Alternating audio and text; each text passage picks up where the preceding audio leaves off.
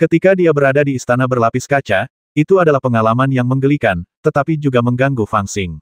Banyak perubahan terjadi tanpa dia sadari. Pertemuan yang tak terhitung jumlahnya membuatnya tidak dapat menjelaskan perubahan apa yang telah terjadi dalam dirinya. Yang dapat dia pastikan adalah bahwa ketika Yin dan Yang selaras, kekuatan Yin murni yang tak terlukiskan memberinya perubahan misterius, yang begitu hebat sehingga bahkan memengaruhi fondasinya. Jika dia kembali ke Sekte King Yun saat ini, kualifikasinya tidak akan pernah dinilai sebagai kelas D. Ketika ia mencari ke dalam dengan pikirannya, ia menemukan bahwa selain 8 meridian luar biasa di tubuhnya, ada garis samar, yang naik ke atas kepala dan terhubung ke titik Yongkuan di bagian bawah. Tampaknya setelah malam itu, meridian ke-9 secara misterius muncul di tubuhnya. Selain itu, pada meridian ini, kristal merah jernih dapat terlihat samar-samar. Fang Xing tidak asing dengan batu kristal semacam ini.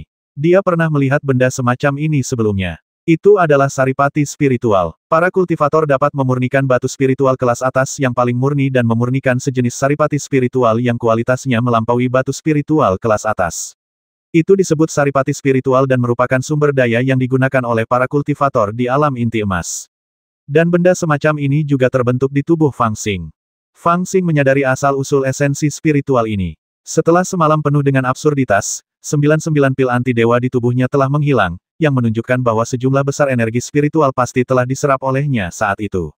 Memikirkannya dengan saksama, dia samar-samar ingat bahwa dia berada di kolam bening saat itu, dan kultivasi internalnya secara otomatis berjalan, seolah-olah telah menyerap sejumlah energi spiritual yang tak terlukiskan ke dalam tubuhnya. Energi spiritual dalam jumlah besar ini seharusnya telah menghilang, tetapi karena keharmonisan Yin dan Yang pada saat itu, fisik Fang Xing berubah, menyebabkan meridian ke-9 yang tidak perlu dimiliki orang biasa muncul di tubuhnya.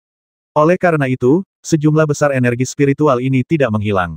Sebaliknya, di bawah kekuatan perpaduan Yuan Yin dan Chun Yang, ia mengalir ke meridian ke-9 dan berubah menjadi keberadaan seperti kristal. Sederhananya, Fang Xing memindahkan urat spiritual ke dalam tubuhnya. Akan tetapi, tidak tepat jika dikatakan bahwa dia sendiri yang memindahkannya. Harus dikatakan bahwa gadis naga memberinya urat spiritual. Keistimewaan tubuh naga Yuan Yin milik gadis naga terletak di sini. Keharmonisan Yin dan Yang memiliki manfaat magis yang tak terbatas. Itu bukan sekadar omongan. Tidak heran gadis naga itu keluar untuk mengejarku bahkan tanpa mengenakan sepatunya. Aku bertanya-tanya apakah urat nadi spiritual Qian Liuhai telah terkuras habis olehku sekaligus. Fang Xing memikirkannya dengan saksama, dan mengeluarkan tas penyimpanan lain, yang berisi barang-barang bagus yang diambilnya dari perbendaharaan istana berlapis kaca. Bersama dengan harta karun gunung dan kayu kembang sepatu, dapat dikatakan bahwa semua harta karun bagus di istana berlapis kaca telah diambilnya. Tiba-tiba dia merasa sedikit malu, berpikir bahwa setelah memetik bunga, paman keempat akan meninggalkan beberapa lembar daun emas untuk orang-orang. Bagaimana mungkin aku mengosongkan perbendaharaannya? Setelah berpikir sejenak, saya memutuskan untuk tidak memikirkannya lagi. Naga memang pandai menghasilkan uang. Mungkin saya akan menjadi wanita kaya lagi dalam beberapa hari. Dengan adanya urat spiritual ini di tubuhnya, Fang Xing tidak perlu khawatir untuk mengisi ulang energi spiritualnya. Dia tidak perlu lagi khawatir tentang energi spiritual yang dibutuhkan untuk kultivasi. Yang terpenting adalah mengisi ulang api sejati samadhi sesuai dengan metode yang disebutkan oleh gadis teratai. Dia mengeluarkan lampu yang disimpan dengan hati-hati, yang berkilauan dan gemerlap, tetapi itu adalah yang dibudidayakan oleh para anggota masyarakat merah. Ia duduk bersila dan memusatkan pikirannya untuk waktu yang lama. Setelah itu, pikirannya setenang sumur kuno, dan ia akhirnya memperoleh sedikit pencerahan. Metode ini adalah metode pencerahan yang diwariskan kepadanya oleh gadis teratai. Ia mengeluarkan begitu banyak, bukan untuk diserap, tetapi untuk memperoleh pemahaman. Samadhi api sejati adalah samadhi milik manusia, dan juga merupakan salah satu dari 3 asal-muasal yang paling sulit disempurnakan oleh para praktisi manusia. Ketika seorang kultivator melewati 9 kesengsaraan, dia dapat menggunakan kekuatan guntur untuk memurnikan semua emosi, tetapi samadhi ini tidak dapat disempurnakan dan sebaliknya mengembun menjadi api sejati. Ketiga samadhi ini adalah kemarahan, keinginan, dan harapan. Di dunia kultivasi, selama ribuan tahun, banyak sekali orang suci dan pendahulu agung yang memiliki pemahaman berbeda tentang samadhi ini. Sebagian orang meyakini bahwa samadhi ini adalah sumber dosa dan akan berkembang menjadi 3 racun, yaitu keserakahan, kemarahan, dan ketidaktahuan, yang sulit dihilangkan dan menyebabkan orang melakukan segala macam perbuatan jahat. Yang paling terkenal di antaranya adalah ajaran Buddha terdahulu. Agama Buddha menekankan kemurnian 6 indera, dan keberadaan ketiga racun ini juga merupakan akar kejahatan yang paling dibenci dalam ajaran Buddha. Mereka meyakini bahwa inilah sumber malapetaka, dan telah mengembangkan berbagai metode untuk menghilangkan malapetaka ini. Namun ada pula yang meyakini bahwa asal-muasal samadhi merupakan dasar kemakmuran umat manusia. Amarah membuat manusia tidak takut, nafsu membuat manusia bertambah banyak, dan kemauan membuat manusia tidak mau. Justru di bawah rangsangan asal-muasal samadhi, kultivasi umat manusia akan berangsur-angsur bangkit di lingkungan sulit zaman dahulu kala saat setan ada di mana-mana. Mereka benar-benar menekan setan dan monster jahat, menguasai dunia dalam satu gerakan, menciptakan jalan abadi, dan menjadi penguasa semua ras. Yang satu ingin menghancurkan samadhi, yang lain ingin memanfaatkannya dengan baik. Ide-ide mereka yang berbeda pada akhirnya akan tidak cocok seperti air dan api, dan hasilnya adalah kehancuran agama Buddha. Setelah beberapa kali perang, agama Buddha menghilang di Tianyuan, dan yang tersisa hanyalah kuil Lingshan. Kuil ini bukanlah Buddha asli yang disebutkan dalam buku-buku kuno, tetapi hanya bertindak atas nama Buddha. Bagaimanapun, samadhi api sejati adalah salah satu kekuatan yang paling layak untuk dijelajahi di dunia. Secara kebetulan, Fang Xing memperoleh api amarah dari peta pemenggalan peti mati misterius dan api harapan dari pil pembersihan domain misterius. Dia telah memperoleh dua api sejati samadhi. Sekarang, yang harus dia lakukan adalah menyalakan api samadhi ketiga melalui pemahamannya tentang dewa dan menyelesaikan samadhi. Sedikit sihir melilit ujung jarinya, dan kesadaran spiritualnya terlilit dengan sihir itu. Fang Xing segera merasakan perasaan aneh di hatinya. Sesaat, dia tiba-tiba teringat pada banyak wanita yang dikenalnya. Mereka semua adalah orang-orang yang terbang di benaknya seperti kaleidoskop. Ada Xiaoman, Long Fei, Su Lingyun, Ying Qiao, Chu Qi, dan bahkan 3 raksasa Gunung Beishan. Bahkan ada beberapa wanita yang telah dilupakannya, seperti Qin Xing Er, yang ditemuinya di Sekte Qingyun. Dia tidak tahu apa yang terjadi padanya. Dia telah mengalami kenikmatan laki-laki dan perempuan, jadi dia secara alamiah mengerti seperti apa perasaan gelisah semacam ini. Itu adalah kekuatan yang dapat melubangi hati seseorang dan mengalahkan semua kekuatan spiritualnya. Itu adalah salah satu kekuatan paling naluriah manusia, getaran dan dorongan paling primitif. Pada saat ini, Fang Xing tiba-tiba menjadi sentimental, dan dia sangat merindukan wanita-wanita yang pernah ditemuinya. Dia bahkan ingin segera bergegas keluar dari gua, mencoba segala cara yang mungkin untuk kembali ke Guiksu, dan melihat mereka dari jauh. Di bawah dorongan ini, Fang Xing duduk bersila di tanah, lapisan tipis keringat mengalir keluar dari wajah kecilnya, seolah-olah dia sedang dibakar oleh api beracun. Ia tidak berusaha menekan pikiran itu, juga tidak berusaha mengusirnya dari benaknya. Sebaliknya, ia merasakannya, sedikit demi sedikit, saat kekuatan paling primitif ini mengalir deras di tubuhnya. Ia merasakan semua perubahan dalam pikiran dan tubuhnya, dan bahkan merasakan perubahan dalam 8 meridian luar biasa dan 5 elemennya saat ini. Ia mempelajari tubuhnya sendiri secara menyeluruh berulang kali. Ini tidak diragukan lagi merupakan proses yang sangat menyakitkan, tetapi kita harus bertahan meskipun kita tahu itu menyakitkan. Novel terbaru diterbitkan pertama kali di Liu 9 Suba. Orang mengatakan bahwa latihan spiritual adalah cara untuk melawan surga. Terus terang saja, surga tidak pernah menyinggung Anda, jadi mengapa Anda selalu menentangnya? Sebenarnya, surga di sini mengacu pada kodrat manusia. Segala sesuatu di dunia ini memiliki hukum dan kodratnya sendiri. Kebanyakan makhluk hidup bertindak sesuai dengan kodratnya. Mereka makan saat lapar dan tidur setelah makan. Mereka pergi mencari pasangan saat tertarik. Mereka melarikan diri saat bertemu lawan yang kuat dan menerima nasib mereka jika tidak dapat melarikan diri. Namun, hanya sedikit ras yang setelah mengembangkan spiritualitas akan meragukan semua ini. Setelah meragukannya, mereka akan memutuskan untuk melakukan sesuatu sendiri, daripada dikendalikan oleh alam. Misalnya, praktisi akan menahan kegelisahan dalam tubuh mereka, mengejar kedamaian pikiran, dan memahami alam semesta. Mereka akan menahan robekan tubuh mereka untuk menerobos dan mengejar alam kekuatan fisik yang lebih tinggi. Karena kita tidak mengikuti alam, kita dapat membuat kemajuan. Inilah artinya melawan alam dan menjadi abadi. Tentu saja, jika kita mempertimbangkannya dari tingkat yang lebih dalam, perilaku memberontak ini sebenarnya dikendalikan oleh dorongan yang lebih dalam. Dorongan yang lebih dalam itu juga merupakan sifat manusia, yang termasuk dalam ranah lain. Orang-orang kuno telah menafsirkan keadaan ini dan memberinya nama keharmonisan antara manusia dan alam. Fang Xing masih belum mampu mencapai ranah yang lebih dalam ini, persepsinya masih pada tingkat yang relatif dangkal, yang merupakan kebalikannya. Berlatih melawan kehendak surga berarti melawan kodrat. Jika Anda ingin melawan kodrat Anda harus terlebih dahulu memahami kodrat Anda. Waktu yang menyiksa itu berlalu dari waktu ke waktu, dan Fang Xing duduk bersila di tanah, seperti orang mati, bermeditasi tanpa bergerak. Di luar, Gua sederhana yang telah ia tata telah lama terkubur oleh daun-daun yang berguguran. Naga gila dengan cincin di hidungnya, karena sifat alaminya, berbaring di depan gua sepanjang hari, menunggunya dengan bosan. Kadang-kadang, ketika napas Fang Xing menjadi tenang, naga gila itu tidak dapat lagi ditekan dan akan menjadi mudah tersinggung. Ia akan berlari ke wilayah sekitarnya untuk bertarung dengan binatang buas, meregangkan otot-ototnya, dan makan dengan lahap. Namun, tidak peduli seberapa jauh ia berlari, ia akhirnya akan kembali ke tempat ini, di mana hampir mustahil untuk mengatakan bahwa ada sebuah gua, dan berbaring di pintu masuk gua menunggu Fang Xing keluar. Penampilannya yang patuh dan setia sama sekali tidak terlihat seperti seekor naga, tetapi jelas seekor guk-guk besar bersisik.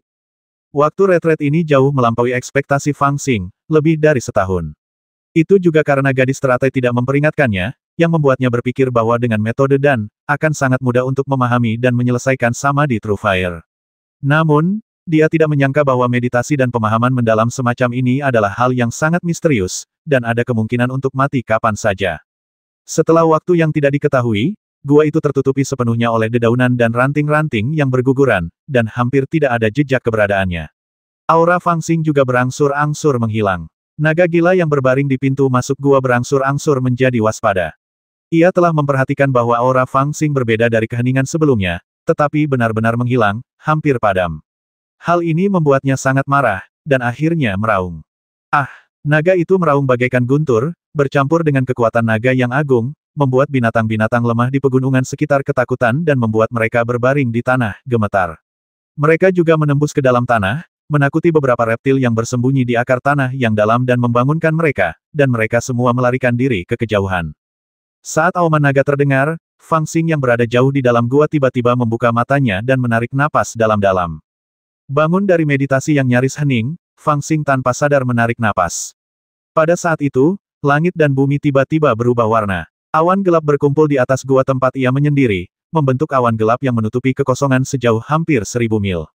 Guntur bergemuruh di awan, dan energi spiritual sangat kuat. Bersamaan dengan napasnya, energi itu berubah menjadi aliran berbentuk tanduk dan mengalir menuju lembah di bawahnya.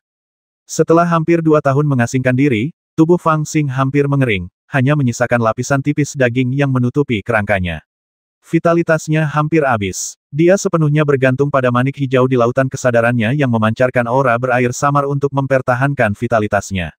Manik ini tidak lain adalah manik anti-air yang ditelan Fang Xing. Manik itu diam-diam muncul di lautan kesadarannya di beberapa titik. Untungnya, dia punya manik-manik ini, kalau tidak Fang Xing mungkin sudah meninggal sejak lama. Begitu dia terbangun, manik-manik itu diam-diam mundur dan terbang ke area berkabut di lautan kesadarannya.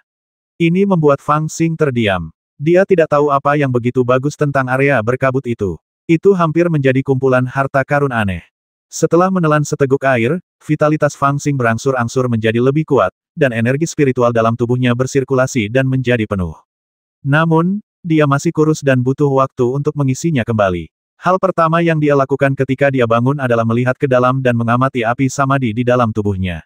Dia tiba-tiba sangat gembira. Dia tidak tahu kapan, api samadhi telah terisi kembali. Retret ini dapat dianggap sebagai keberhasilan total. Yang lebih mengejutkannya adalah dia tiba-tiba menemukan bahwa menara Dao di tubuhnya sebenarnya telah membentuk 9 lapisan, penuh dengan aura ungu, dan selamanya menekan kekosongan lautan kesadarannya. Dengan demikian, kristal spiritual di meridian ke-9 di tubuhnya telah menghilang sepenuhnya. Tampaknya selama retretnya, ruangnya sendiri terbentuk di dalam tubuhnya, dan energi spiritual beredar, yang setara dengan kultivasi pernapasan tanpa henti. Esensi spiritual yang tak berujung semuanya telah diubah menjadi kultivasi. Namun, itu jelas merupakan jumlah esensi spiritual yang sangat besar, setara dengan urat spiritual, tetapi itu hanya memungkinkannya untuk menerobos ke alam kesempurnaan besar dalam membangun fondasi. Konsumsi yang tak terbayangkan ini benar-benar membuat Fang Xing sedikit tercengang. Nadi spiritual Qian Liu Hai jauh lebih besar daripada urat spiritual Sekte Qingyun tempat dia berada saat itu. Ini adalah urat nadi spiritual yang dapat menghidupi seluruh sekte selama bertahun-tahun, tetapi urat nadi itu ditelan oleh dirinya sendiri. Namun setelah menelannya, ia baru mencapai tahap pembangunan fondasi yang sempurna. Bagaimana ini bisa masuk akal? Namun, untunglah saya sekarang telah mencapai kesempurnaan agung dari landasan Tao Ungu, yang dapat dikatakan telah mencapai puncak pembangunan landasan. Setelah berkonsentrasi sejenak, Fang Xing berhenti berlatih dan perlahan berdiri. Dia bisa mendengar tulang-tulang di tubuhnya berderak seperti kacang kedelai goreng. Dia berdiri dan meregangkan tubuhnya, yang terasa menyakitkan tetapi menyegarkan. Baru saat itulah dia merasakan kekuatan berangsur-angsur kembali ke tubuhnya. Namun, dia merasa sedikit gatal di wajahnya. Dia menyentuhnya dan merasakan rambut sepinggang dan janggut pendek di wajahnya. Dia langsung sedikit terkejut, sudah berapa lama aku menyendiri. Saat bermeditasi, ia tidak memiliki konsep waktu, tetapi jenggot di wajahnya dan kondisi fisiknya memberinya peringatan. Retakan, Fang Xing membuka pintu gua dan berjalan keluar perlahan. Ia merasa sinar matahari menyilaukan dan ia merasa tidak nyaman. Sebelum aku menurunkan tanganku yang menghalangi matahari, lidah besar tiba-tiba muncul, mengeluarkan suara berdesis dan dipenuhi ludah. Sial, kenapa kamu masih di sini? Fang Xing terkejut dan hampir melompat kembali ke dalam gua. Setelah tenang, dia melihat naga gila itu, yang tampaknya telah kehilangan banyak berat badan dan menatapnya dengan gembira. Baru setelah melihatnya, dia samar-samar ingat bahwa dia, yang tampaknya berada di ambang kepunahan, dibangunkan oleh orang ini. Jadi, singkatnya, orang ini benar-benar menyelamatkan hidupnya. Mencapai kepunahan dalam meditasi disebut duduk dalam meditasi di dunia spiritual, dan itu adalah keadaan kebahagiaan yang luar biasa. Namun, Fang Xing tidak peduli apakah itu kebahagiaan yang luar biasa atau tidak. Bagaimana dia bisa bahagia jika dia sudah mati? Hidup adalah kebahagiaan yang sebenarnya. Baiklah, kau sudah menungguku. Kau sudah bekerja dengan baik. Hari ini aku akan resmi menerimamu sebagai pesuruhku. Fang Xing tersentuh. Ia menyentuh hidung Feng Long dengan puas, lalu menunjuk ke hutan di kejauhan dan berkata, "Pergi, tangkap aku 2 kelinci liar. Mereka pasti gemuk dan montok. Sial, mengapa mereka begitu lapar seolah-olah ingin memakan orang?" Dia mungkin satu-satunya yang memperlakukan naga sungguhan seperti Guk-Guk. Namun, naga gila itu masih sangat bersemangat. Ia mencondongkan kepalanya yang besar ke arah Fang Xing, mengendus aromanya dengan penuh kasih sayang, bersin, lalu melompat ke langit untuk membantu Fang Xing menangkap kelinci liar. Fang Xing tersenyum dan berkata pada dirinya sendiri, entah sudah berapa lama sejak terakhir kali aku mandi. Bukankah baunya harum? Sambil berkata demikian, dia menepuk pantatnya, mengendus beberapa kali di udara, menangkap seberkas uap air, dan terbang ke arah asal uap air itu, tetapi menemukan bahwa di balik semak-semak itu ada sebuah danau hijau yang jernih dan tenang, berkelok-kelok dan membentang di antara bebatuan hitam. Airnya jernih dan orang bisa melihat dasarnya, yang sangat menarik. Fang Xing bergegas mendekat, menekan awan-awan, menanggalkan pakaiannya, berguling, dan melompat ke dalam air.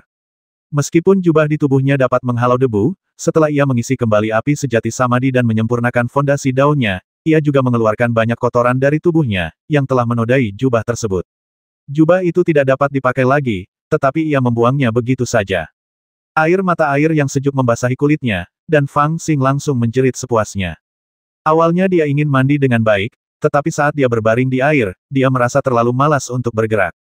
Dia sudah hampir 2 tahun tidak makan, dan dia merasa sangat lemah sehingga dia bahkan tidak ingin menggerakkan satu jari pun. Namun dengan tingkat kultivasinya saat ini, makan tetap diperlukan. Meskipun kekuatan spiritual memiliki banyak kegunaan yang luar biasa, itu tidak dapat membuatnya benar-benar tidak makan. Dia tetap tidak akan memiliki kekuatan tanpa makan. Setelah mengambang seperti ini beberapa saat, aku merasakan seperti ada api yang membakar perutku, dan aku hanya menyalahkan naga itu karena begitu lambat menangkap kelinci itu. Tanpa ia sadari bahwa pada saat itu, naga gila itu sedang memandangi binatang buas berbagai ukuran di seluruh gunung dan ladang, sambil pusing memikirkan cara mencari kelinci liar yang malang itu. Tidak apa-apa jika aku tidak memikirkannya, tetapi semakin aku memikirkannya, semakin lapar pula aku. Seluruh tubuhku terasa lemah, seolah-olah aku tidak punya tenaga lagi karena lapar.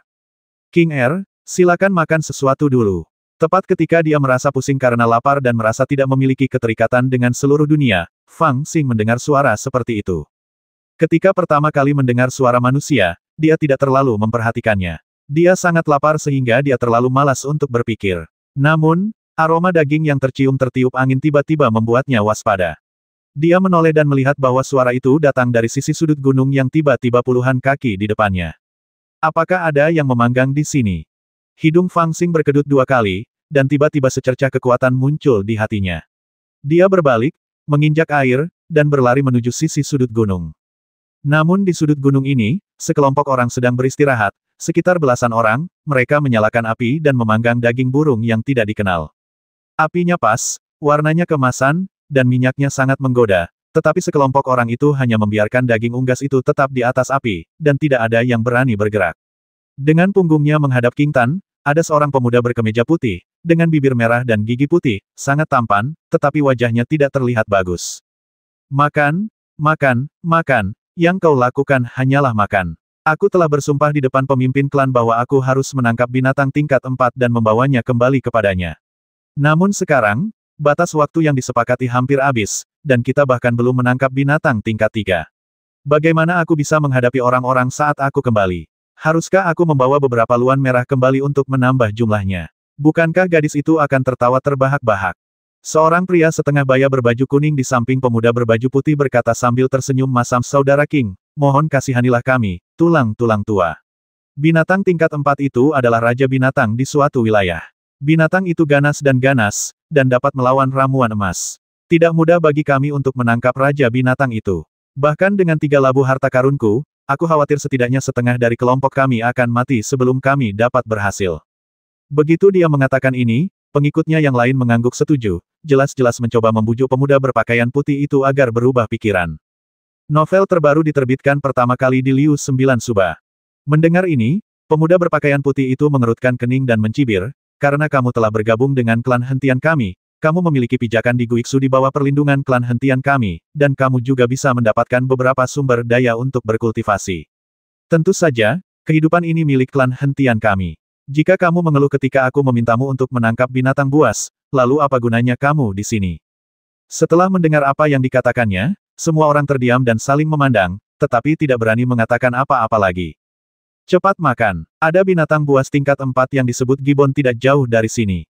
Cepat ambil setelah kau selesai makan. Pemuda berpakaian putih itu memberi perintah dengan dingin, dengan nada yang tidak menyisakan ruang untuk bertanya. Semua pengikutnya merasa tidak berdaya dan mendesah saat mereka pergi untuk mendapatkan makanan, mengetahui dalam hati mereka bahwa mereka harus mempertaruhkan nyawa mereka nanti. Tuan, Anda, seorang petugas mengambil sepotong daging panggang dan menyerahkannya kepada pemuda berpakaian putih itu dengan kedua tangannya. Saya tidak lapar. Pemuda berpakaian putih itu tampak sedikit kesal. Ia mengatakan sesuatu dengan dingin, lalu berdiri dan berjalan ke tepi kolam yang jernih, berjongkok di tepi kolam dan mengambil air untuk mencuci mukanya. Kamu punya daging panggang, bisakah kamu memberiku sedikit? Sebelum pemuda berpakaian putih itu sempat menahan air, tiba-tiba muncul sosok di depannya dan terdengar suara bersemangat. Ia mendongak dan melihat seorang pemuda terbuka di depannya, menatap ke belakang dengan wajah penuh keserakahan. Sudut pandang itu tepat baginya untuk melihat Fang Xing dengan jelas. Setelah beberapa saat terkejut, wajah cantiknya yang awalnya dingin berubah menjadi merah karena malu.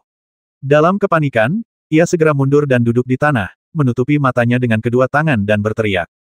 Aduh, aku lupa pakai baju. Fang Xing tertegun sejenak, dan segera menyadari situasinya yang memalukan.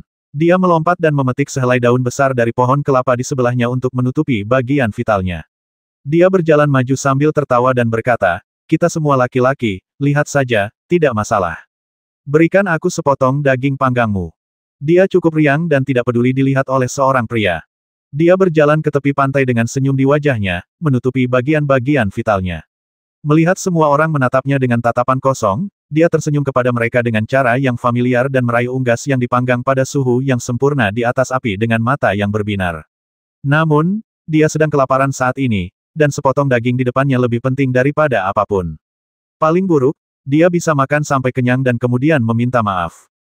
Basmi, basmi dia untukku. Sebelum aku sempat meraih panggangan, tiba-tiba aku mendengar suara gemetar dari belakang, dengan nada hampir seperti menangis. Otang pembawa sial, nggak bisa kita makan dagingnya aja, terus bertarung. Setelah mendengar teriakan dari pemuda berpakaian putih itu, para pengikut yang baru saja bereaksi berteriak dengan marah, memanggilnya dan cabul, dan masing-masing dari mereka menggunakan senjata sihir dan merapal mantra untuk menyerang Fang Xing. Kekuatan mereka ternyata tidak lemah. Ada beberapa yang memiliki aura tenang, dan mereka melepaskan aura ramuan emas. Fang Xing dipaksa pergi sebelum dia sempat memanggangnya. Tanpa pilihan lain, Fang Xing harus melindungi dirinya sendiri terlebih dahulu.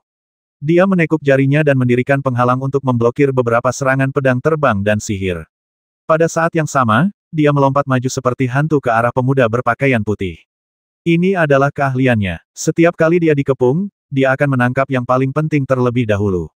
Ini adalah prinsip yang diajarkan pamannya tangkap pemimpinnya terlebih dahulu. Itu adalah rencana yang sangat bagus, dan dengan tingkat kultivasinya saat ini, tidak terlalu sulit untuk mencapai tujuan ini. Bagaimanapun, pemuda berpakaian putih itu tampaknya berada di tahap akhir pembangunan fondasi, jadi itu akan menjadi hal yang mudah baginya.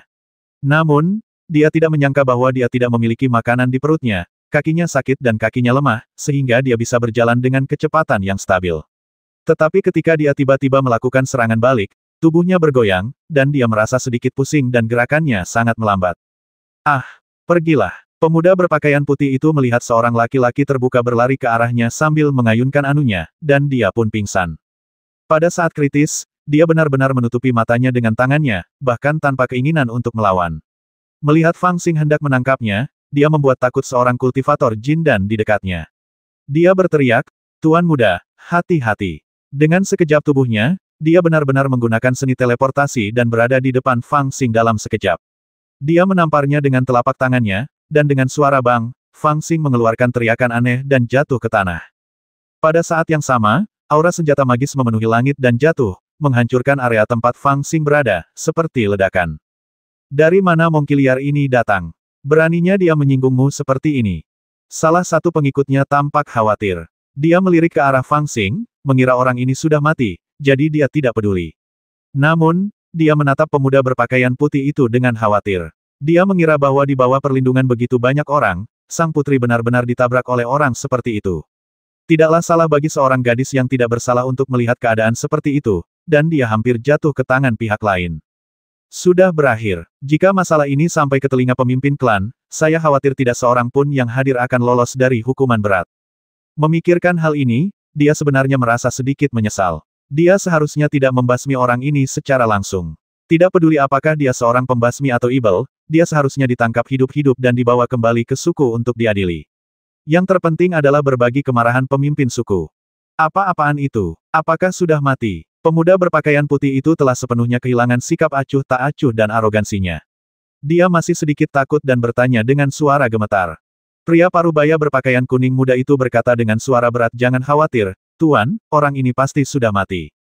Dia sangat percaya diri. Dia tidak hanya terkena telapak tangannya sendiri, tetapi dia juga terkena begitu banyak mantra dan senjata ajaib. Bahkan untuk seorang Jindan di tahap awal, akan tidak nyaman baginya untuk menghadapi serangan seperti itu. Terlebih lagi, monster tadi jelas tidak memiliki aura seorang Jindan.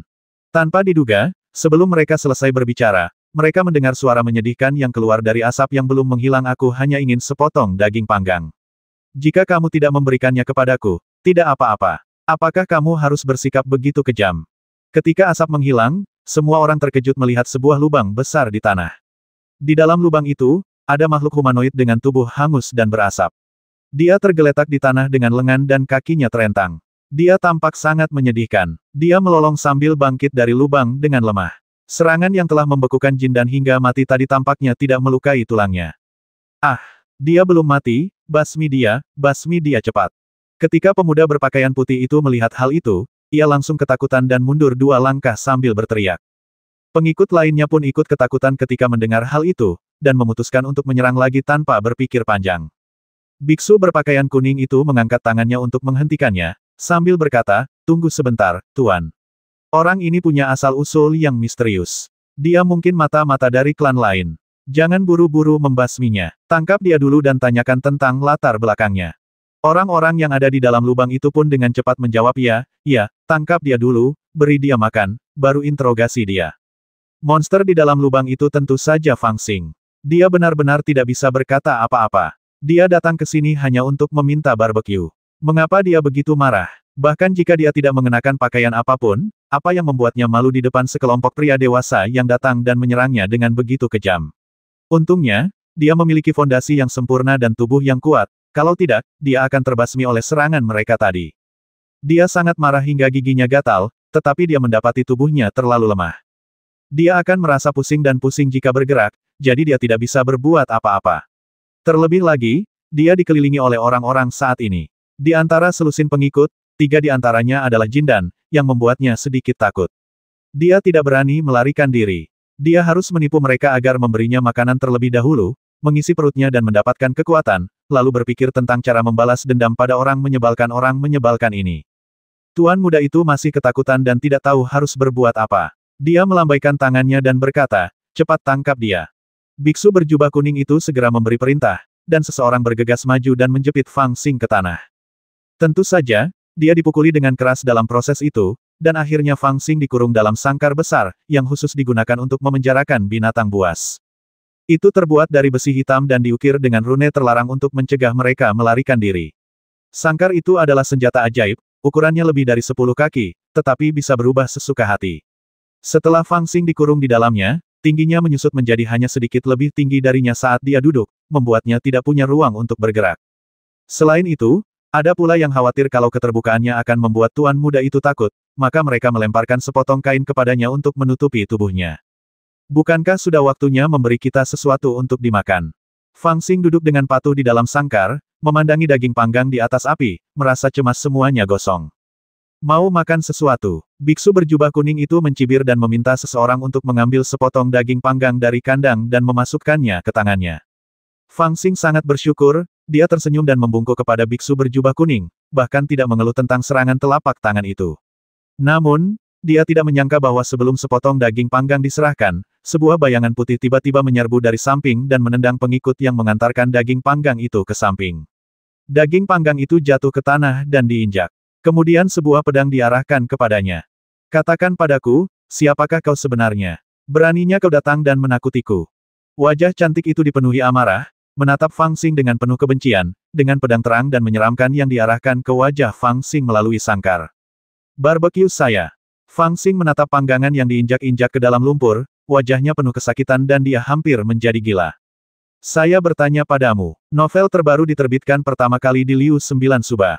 Pemuda berpakaian putih itu sangat marah ketika dia melihat Fang Xing menatap panggangan tanpa melihatnya. Dia sebenarnya orang yang sangat kompetitif, kalau tidak, dia tidak akan ngotot membawa orang ke pegunungan untuk memburu binatang buas, bahkan dengan mengorbankan separuh nyawa kelompoknya, demi membawa kembali seekor binatang buas. Namun, penampilan Fang Xing terlalu tiba-tiba, dan penampilannya terlalu jujur, yang membuatnya takut sesaat. Ketika dia sadar dan memikirkan penampilannya yang buruk rupa, kemarahannya tidak diragukan lagi menjadi lebih besar. Melihat Fang Xing meminta makanan, dia menolak untuk memberikannya. Semakin dia menatap Fang Xing, semakin dia curiga. Dia berteriak dingin, katakan dengan jelas dari mana asalmu dan mengapa kamu ada di sini. Apakah kamu sengaja tidak mengenakan pakaian untuk merusak reputasiku? Ketika dia mengatakan ini, dia tiba-tiba teringat pada saudara perempuannya yang telah berusaha keras untuk merusak reputasinya sendiri demi memenangkan hati pria itu. Dia menatap Fang Xing dengan lebih curiga. Jika orang itu tahu bahwa dia telah melihat mayat pria itu, apakah dia akan merasa jijik dengan dirinya sendiri? Memikirkan hal itu, kemarahanku bertambah kuat. Aku bilang kita semua sudah dewasa, kenapa kamu selalu seperti ini? Fang Xing sangat marah dan hendak mengumpat, tetapi ketika dia melihat lebih dekat, dia tercengang. Dia telah menemukan bahwa meskipun yang disebut tuan muda ini mengenakan pakaian pria dan rambutnya diikat, dia memiliki wajah yang cantik dan lekuk tubuh yang lembut. Meskipun dadanya kencang, naik turunnya masih terlihat. Ini sama sekali bukan pria, tetapi jelas seorang gadis yang berpakaian seperti pria. Dia tidak dapat mengatakan apapun. Kemana kau melihat? Apa kau tidak menginginkan matamu lagi? Fang Xing tidak menatapnya tadi, dan dia marah. Sekarang setelah dia menatapnya, tuan muda ini merasa bahwa Fang Xing sedang menatap dadanya, dan dia menjadi kesal. Dengan suara wosh, pedang panjang di tangannya, cahaya pedang berkedip, dan itu benar-benar menembus pagar besi dan menusuk ke arah mata Fang Xing dengan kejam, yang membuat Fang Xing takut. Dia tidak menyangka bahwa wanita ini begitu kejam sehingga dia ingin membutakan matanya jika mereka tidak setuju dengannya. Melihat pedang itu datang, Long Zi tidak dapat menghindar, dan dia tidak punya kekuatan lagi, jadi tidak mudah baginya untuk menghadapi pedang itu secara langsung. Di saat kritis itu, saya tidak peduli dan hanya membuka mulut dan menggigit. Dengan suara krek, pedang wanita itu tersangkut di antara giginya. Dia menggelengkan kepalanya, dan dengan bunyi krek, sepotong pedang terputus. Wanita itu terkejut dan melangkah mundur dengan pedang yang setengah patah di tangannya, wajahnya pucat. Fang Xing meludahi ujung pedang di tangannya dengan suara engah, dan berkata dengan penuh kebencian, kau ingin menghancurkan mataku hanya dengan melihatmu. Apa kau begitu kejam? Aku datang ke sini hanya untuk meminta sepotong daging, dan kau harus menggunakan pisau dan senjata seperti ini. Lagi pula, bahkan jika kau seorang wanita, kaulah yang melihatku, dan aku tidak berencana untuk melihat ke belakang. Bagaimana aku bisa merusak reputasimu? Dia sudah sedikit jengkel setelah mengucapkan rangkaian kata-kata ini. Meskipun dia telah membangun fondasi yang sempurna, memiliki tubuh baja, dan vitalitas yang kuat, dan dapat pulih dengan cepat dari cedera, berbeda halnya dengan matanya. Jika dia ditusuk oleh pedang, dia akan tetap buta.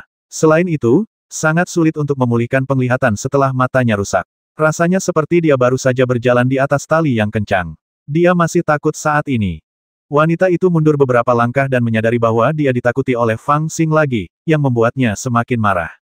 Sambil memegang pedang patah, dia perlahan berjalan mendekat, cahaya dingin berkelebat di matanya, dan berkata dengan suara dingin, dengan kekuatanmu, bahkan jika kamu tidak bisa melawan binatang buas, apakah kamu masih bisa kelaparan di hutan ini?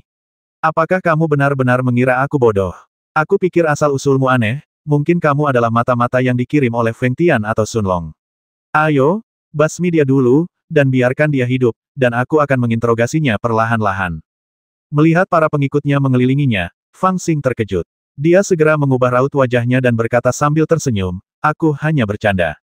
Tenanglah, Nona. Sebenarnya, aku datang dari dunia luar dan baru saja memasuki Guiksu. Aku tidak mengenal tempat itu. Bagaimana mungkin aku menjadi mata-mata lainnya? Aku benar-benar lapar dan menabrakmu. Berikan aku 2 potong daging terlebih dahulu. Aku akan menjelaskan semuanya kepadamu setelah aku kenyang. Tidak apa-apa. Apakah kamu dari luar kota? Wanita itu tertegun ketika mendengar hal itu dan tidak menyebutkan lagi soal menghancurkannya. Fang Xing mengangguk cepat-cepat dan berkata, benar sekali. Mendengar Fang Xing datang dari luar Rerun Dewa, biksu berjubah kuning itu pun datang, menatap Fang Xing dengan rasa ingin tahu, dan berbisik kepada nona muda itu, Tuan Muda, pemimpin klan telah memerintahkan agar semua orang dari luar Rerun Dewa harus direkrut untuk bekerja di klan Hentian. Namun, nona muda itu menatapnya dengan tidak sabar dan mencibir, dia bahkan bukan seorang ahli ramuan emas, juga bukan sosok yang kuat. Mengapa Anda harus begitu berhati-hati? Terlebih lagi, dia mengatakan bahwa dia berasal dari luar Rerun Dewa, jadi dia memang berasal dari luar Rerun Dewa. Mengapa Anda tidak bertanya dengan jelas? Setelah mengatakan ini, dia berbalik dan bertanya pada Fang Xing dengan suara dingin, karena kamu datang dari luar Rerun Dewa, kapan kamu masuk dan dari mana kamu datang? Sudah sekitar setengah tahun. Setahun. Ngomong-ngomong, tempat yang kumasuki tidak jauh dari sini.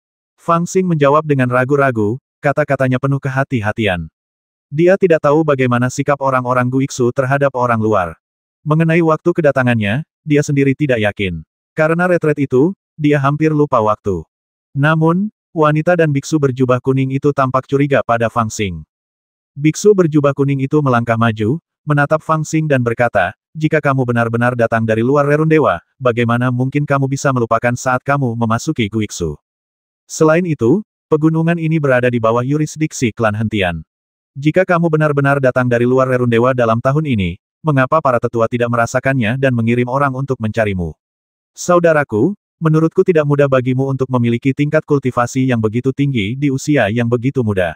Aku tidak ingin menghentikan retretmu. Ini adalah tuan muda dari patriark klan Hentian kita. Jika kamu memberitahu asal-usulmu dengan jujur, itu akan baik-baik saja. Jika tidak, tidak ada yang bisa menyelamatkanmu. Fang Xing agak terdiam, dan berkata, tapi aku benar-benar tidak bisa mengingatnya dengan jelas. Mungkinkah waktu pengasinganku sudah lebih dari setahun? Wanita itu mencibir dan berkata, kamu masih bertingkah gila dan bodoh saat ini.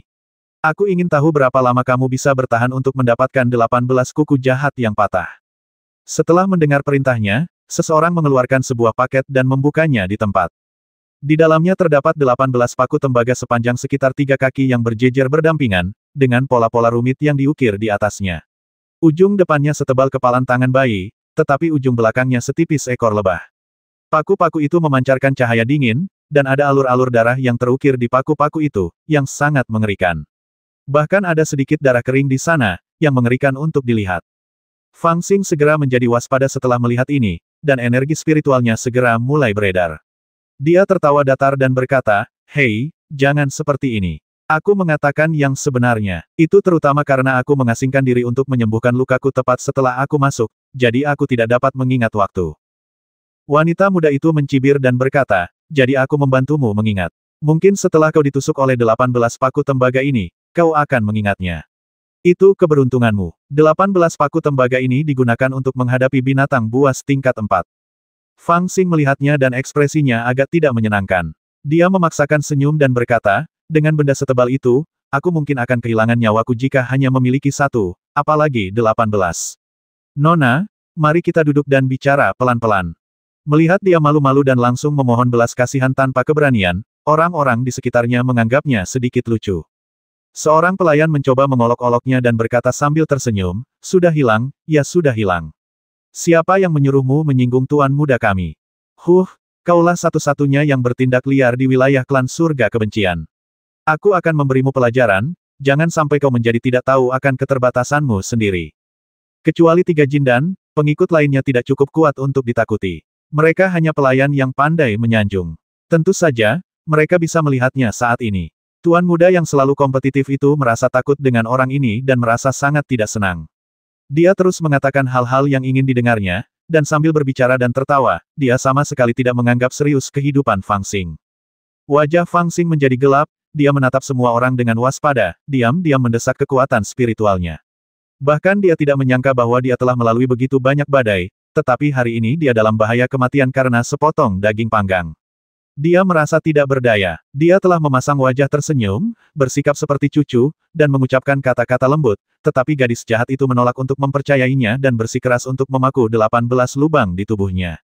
Aku melirik sekilas ekspresinya. Dia tampak senang. Aku takut interogasinya palsu dan dia benar-benar ingin menderita. Aku tidak tahu konflik apa antara aku dan dia. Jelas sekali dia sangat membenciku saat kami pertama kali bertemu. Biksu berjubah kuning itu tidak berniat menghentikan mereka, tetapi dia bisa melihat bahwa wanita muda itu marah. Jika dia ingin melampiaskan amarahnya, dia bisa melakukannya. Baginya, yang harus dia lakukan hanyalah menghentikan pria di dalam sangkar itu sebelum dia mati dan menyelamatkan hidupnya. Wanita muda itu benar tentang satu hal. Meskipun orang-orang Guiksu sangat menghargai orang-orang di luar Rerun Dewa, itu hanya terbatas pada mereka yang berkuasa. Meskipun orang di depannya agak aneh, dia bahkan bukan seorang Golden Elixir, jadi wajar saja dia tidak dianggap serius. Katakan padaku mata-mata dari klan mana kamu berasal, dan mengapa kamu ingin menyinggung tuan muda kami. Ada seorang kultivator berwajah putih, tanpa janggut di tahap pendirian fondasi, memegang paku tembaga di tangannya, berjalan menuju sangkar dan berteriak dengan suara yang menyeramkan dan dalam. Hei, kakak, jangan bercanda lagi. Aku sudah bilang kalau aku baru saja tiba di Guiksu. Bagaimana mungkin aku bisa menjadi mata-mata orang lain? Fang Xing tertawa dan melihat sekeliling, mencoba mencari cara untuk melarikan diri. Sayangnya, sangkar itu terbuat dari besi hitam dan dikelilingi oleh pembatas, jadi tidak mudah pecah. Terlebih lagi, ketika kultivator pembangun fondasi datang membawa paku, ketiga kultivator Jindan sudah berdiri diam, mengelilingi sangkar, dan melepaskan tekanan mereka, menatap Fang Xing. Jelas bahwa mereka mengawasinya untuk mencegahnya tiba-tiba menyerang dan melukai orang lain di dalam sangkar. Ini telah memutus semua peluang Fang Xing untuk bertahan hidup. Apakah aku benar-benar ingin berhenti bermain di sini? Fang Xing menjadi cemas, dan energi spiritualnya beredar semakin panik. Pada titik ini, dia tidak lagi mengedarkan kekuatan spiritualnya untuk perlawanan. Meskipun dia telah mencapai tahap pembangunan fondasi yang sempurna, sulit baginya untuk berjuang keluar saat diincar oleh 3 Jindan. Dia ingin melepaskan auranya sendiri untuk membuat naga gila itu, yang telah lari entah kemana untuk menangkap kelinci liar, kembali dengan cepat. Namun, bahkan dia sendiri tidak tahu apakah metode ini akan berhasil. Hei, nak, jangan sembunyi sembarangan. Paku tembaga ini untuk menghadapi binatang buas. Kalau kamu mau berhadapan dengan orang, kamu harus mengenali titik akupunturnya. Kalau kamu berperilaku baik, tidak apa-apa. Kalau kamu bergerak sembarangan, aku mungkin tidak sengaja menusuk bagian vitalmu, dan kamu akan mati. Kultivator pembangun fondasi berwajah putih itu tersenyum sinis dan datang ke kandang. Tatapan matanya berubah dingin dan paku tembaga menusuk punggung Fang Xing melalui jeruji. Fang Xing menatapnya dengan dingin, dan tiba-tiba dia membalikkan telapak tangannya di ruang sempit itu. Sebuah gaya gravitasi muncul dari udara tipis, menarik kultivator pembangun fondasi berwajah putih itu ke arah kandang, berniat untuk mencekiknya sampai mati terlebih dahulu. Melihat ini, biksu berjubah kuning di sebelahnya mendengus dingin, dan menekan telapak tangannya dengan ringan. Sebuah kekuatan besar ramuan emas datang secara diam-diam, tetapi memotong gaya gravitasi Fang Xing. Kultivator pembangun fondasi itu menstabilkan tubuhnya, tersentak beberapa kali, dan jelas sedikit ketakutan. Dia menggertakkan giginya, ekspresi kejam muncul di wajahnya, dan dengan swish, dia menusukkan paku tembaga ke tulang rusuk kiri Fang Xing. Fondasi Fang Xing kini telah lengkap, dan tubuhnya telah ditempa oleh api sejati samadhi hingga sekuat kulit tembaga dan tulang besi. Sulit baginya untuk terluka oleh pedang atau pisau biasa, bahkan pedang terbang atau senjata ajaib. Namun, paku tembaga ini dibuat khusus untuk menghadapi binatang buas dengan fisik yang kuat. Paku ini mengandung kekuatan dingin, yang dapat menghancurkan kulit dan sisik tembaga seperti menusuk tahu. Kulit tembaga dan tulang besi Fang Xing tidak dapat bertahan melawannya, dan ia tertusuk sedalam lebih dari setengah kaki. Novel terbaru diterbitkan pertama kali di Liu 9 Suba. Bahkan paku yang menembus baju besi itu hanya bisa menembus setengah kaki. Fisik monster kecil ini tidak kalah dari binatang buas. Sang kultivator pembangun fondasi berwajah putih menghela nafas, dan pupil matanya mengecil meski dia memiliki 3 ramuan emas. Akan tetapi, mereka menemukan bahwa meskipun mereka bertiga telah mencapai ramuan emas, fisik mereka tampaknya lebih rendah daripada anak laki-laki yang baru saja mendirikan yayasannya. Fang Xing hanya mengerang ketika paku tembaga itu menusuk tubuhnya. Sekarang, dia tidak memohon belas kasihan. Dia menatap wanita muda itu dengan tatapan sinis, lalu sedikit memejamkan mata, dan menggunakan seluruh kekuatannya untuk mengalirkan kekuatan spiritualnya dan melepaskan napasnya. Wanita muda itu memperhatikan tatapan Fang Xing, dan hatinya bergetar tak dapat dijelaskan. Dia bahkan gemetar. Dia secara tidak sadar ingin meminta seseorang untuk menghentikan penyiksaan, tetapi kemudian dia berpikir, dialah yang memberi perintah untuk menyiksa. Bukankah memalukan untuk menghentikannya sekarang? Dia mendengus dingin dan berkata perlahan, perasaan dipatahkan oleh 18 paku yang ganas tidak menyenangkan, bukan? Jika kamu ingin lebih sedikit menderita, maka akui saja kebenarannya. Siapa kamu? Fang Xing meliriknya dengan tenang dan berkata, kamu akan tahu siapa aku. Melihat hal itu, wanita muda itu menjadi semakin marah dan berteriak, mengapa kamu begitu lambat? Pukul dia beberapa kali lagi. Melihat ini, Bai Mian Suji buru-buru maju membawa 2 paku tembaga lagi dan menusukkannya masing-masing ke tulang rusuk kanan dan punggung Fang Xing. Dengan 2 suara desisan, ekspresi Fang Xing tidak berubah sama sekali. Sebaliknya, dia sedikit menutup matanya dan energi spiritualnya beredar dengan liar. Akan baik-baik saja jika dia tidak menggunakan kekuatan spiritualnya. Begitu dia melakukannya, darah di tubuhnya langsung menyembur keluar di sepanjang alur kuku jahat yang patah, dan seluruh kandang ditutupi dengan darah. Ketika para penonton melihatnya seperti ini, mereka tidak dapat mengerti mengapa dia melakukan ini. Sepertinya dia sengaja mencari kematian. Beberapa orang bahkan tertawa dan berkata, sepertinya orang ini ingin mengurangi penderitaannya dan mencari kematian sendiri. Orang lain tertawa dan berkata, sekarang Tuan Muda belum berbicara, dia tidak bisa mati bahkan jika dia mau. Lao Jiu, hati-hati. Pria berwajah pucat yang sedang membangun fondasi itu terkekeh dan berkata, dia patuh sekarang. Jangan khawatir, 18 paku mematikan dapat menghancurkan tubuh dan jiwanya. Selama paku-paku itu ditempatkan di tempat yang tepat, dia tidak akan mati bahkan jika dia berdarah-darah. Apakah kamu masih tidak percaya pada keahlianku? Mendengar ini, semua orang tertawa terbahak-bahak, bahkan wanita muda itu pun tersenyum tipis. Namun di tengah gelak tawa orang banyak, tiba-tiba terdengar auman naga di kejauhan. Tubuh Fang Xing kurus saat ini, tetapi darahnya luar biasa kental dan bening, seperti batu rubi yang mengalir. Ada juga aroma darah dan ki yang samar dan tak terlukiskan yang mengambang di udara. Ini karena dia telah menyendiri selama 2 tahun dan tidak minum air apapun. Sejumlah besar air dalam darahnya telah mengering, hanya menyisakan esensi kehidupan dan darahnya yang paling berharga, yang mengandung sejumlah besar kekuatan esensi darah. Ketika para Master Jindan melihat ini, mereka juga sedikit terkejut melihat darah yang berharga ini, bocah ini pasti luar biasa. Nona muda itu tertegun sejenak, lalu segera berpikir, darah binatang buas ini sangat langka, pantas saja kalau dijadikan umpan. Namun, sebelum mereka sempat menyelidiki, mereka mendengar raungan naga yang marah, yang menembus ribuan mil dan mengguncang kehampaan.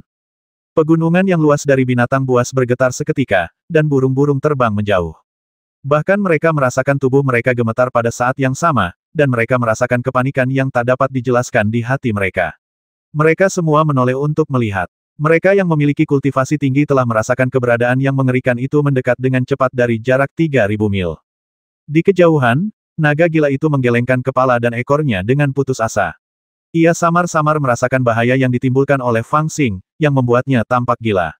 Sudah ada sedikit kegilaan di matanya yang besar. Namun, yang sedikit tidak konsisten adalah bahwa di cakarnya, ia memegang kandang kelinci kayu besar, dengan selusin kelinci gemuk berjongkok di dalamnya, meringkuk bersama, mengunyah rumput dengan mulut segitiga mereka bergerak ke atas dan ke bawah. Kurang dari 1000 mil di belakang naga gila, ada beberapa master tingkat Jindan yang kuat dengan aura kuat yang mengikuti di atas awan.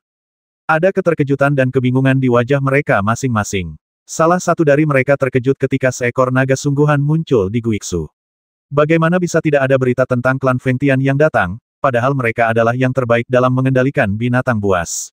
Yang lebih mengejutkan adalah mengapa naga sungguhan ini datang ke klan mereka dan jatuh dari langit. Lalu dia menangkap kandang kelinci yang dipelihara petani itu dan melarikan diri. Semua guncangan dan kebingungan ini sontak membuat ketua-tetua klan dan beberapa pendeta terkejut, mereka pun langsung terbang dan mengikutinya. Aura mengerikan dari naga gila itu membuat mereka tidak dapat bertindak gegabah dan sebaliknya mereka memutuskan untuk mengikuti dan melihat apa yang terjadi selanjutnya.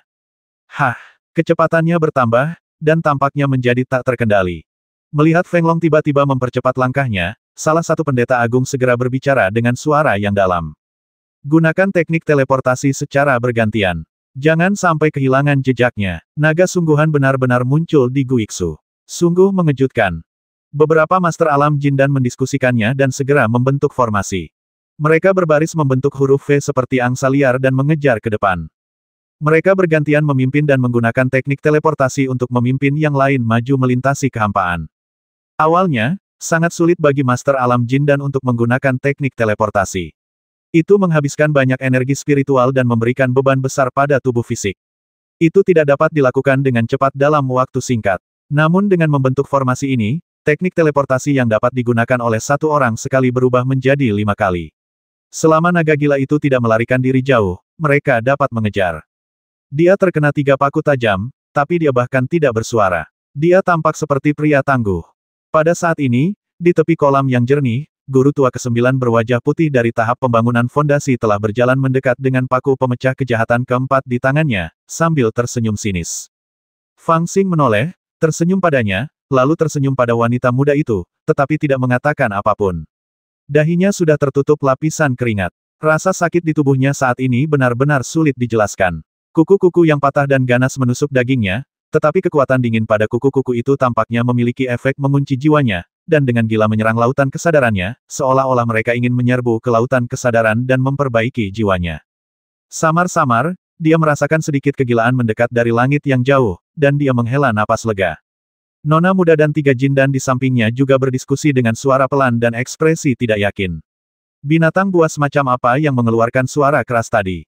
Ketiga jindan merasa ada yang tidak beres dan menyarankan agar nona muda itu segera pergi. Namun, nona muda itu memberanikan diri dan berkata dengan suara dingin mungkin ada raja binatang buas yang maju dan berada di hutan melolong.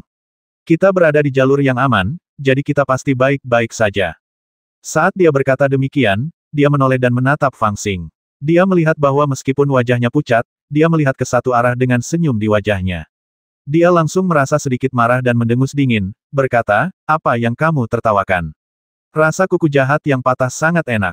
Fang Xing tidak menatapnya. Dia hanya tersenyum dan berkata dengan gigi gemetar orang menyebalkan kecilku ada di sini. Anak guk-guk. Wanita muda itu sedikit terkejut, tidak mengerti apa maksudnya, tetapi ekspresi Fang Xing membuatnya sedikit merasa takut. Dia hanya tidak mau mengakui bahwa dia takut padanya, dan malah mengubahnya menjadi perasaan jijik yang tak terlukiskan. Dia mencibir dan berkata kepada prajurit pembangun fondasi berwajah putih yang berdiri di samping kandang Fang Xing sambil memegang paku keempat, sepertinya dia belum cukup dipukul. Cepatlah, dan kita akan pergi setelah dia selesai dengan paku-paku itu. Situa 9 dari bangunan pondasi berwajah putih setuju dan mencibir pada Fang Xing, kau masih peduli dengan orang menyebalkanmu saat ini. Apakah karena keterampilan memasak Xiao Yetai tidak cukup baik untuk melayanimu? Aku akan memakumu sampai mati terlebih dahulu, lalu merebus orang menyebalkanmu untuk memuaskan rasa laparku. Sambil berbicara, paku itu menusuk dengan ganas, menembus dada Fang Xing, bahkan lebih dalam dari paku-paku lainnya. Fang Xing tampaknya tidak merasakan sakit apapun, matanya malah berbinar, dia melihat ke kejauhan dan berkata, itu akan datang, kurasa kau tidak bisa menahannya. Hampir pada saat yang sama, tiba-tiba terdengar suara gemuruh naga lainnya mengguncang bumi. Di antara awan putih yang terus-menerus di atas kepala, tiba-tiba terdengar kilat ungu yang entah dari mana, membentang di kehampaan. Awan putih besar itu berubah menjadi awan gelap, dan langit serta bumi yang cerah meredup dalam sekejap. Semua orang terkejut, mendongak, mereka melihat sebuah lubang di awan gelap dengan suara keras, dan seekor monster besar bergegas turun. Yaitu, untuk sesaat, para pengikut wanita muda itu begitu ketakutan sehingga mereka tidak berani bergerak. Hanya 3 jindan yang berteriak, tidak bagus dan terbang maju untuk melindungi wanita muda itu. Mereka dapat melihat dengan jelas bahwa setelah awan gelap itu terbelah, seekor naga sungguhan yang panjangnya sekitar 30 kaki muncul darinya. Matanya yang berwarna merah darah dipenuhi dengan niat membasmi bahkan dari jarak 100 kaki. Ketika melihat Fang Xing terperangkap di dalam kandang dan berdarah deras, ia segera berlari turun sambil mengaum. Ia tampak seperti anak guk-guk yang melihat pemiliknya dalam bahaya, hanya saja sedikit lebih besar. Naga, itu sebenarnya naga. Kapan naga muncul di Guiksu? Bukankah itu binatang buas tingkat atas yang legendaris? Di tengah banyaknya teriakan kaget, naga merah itu telah melesat turun dan mendarat dengan suara keras, mengguncang gunung-gunung di dekatnya. Ia benar-benar membuat lubang besar di tanah. Di dalam lubang itu terdapat kelinci malang yang telah berubah menjadi bola daging dan dua pengikut yang malang.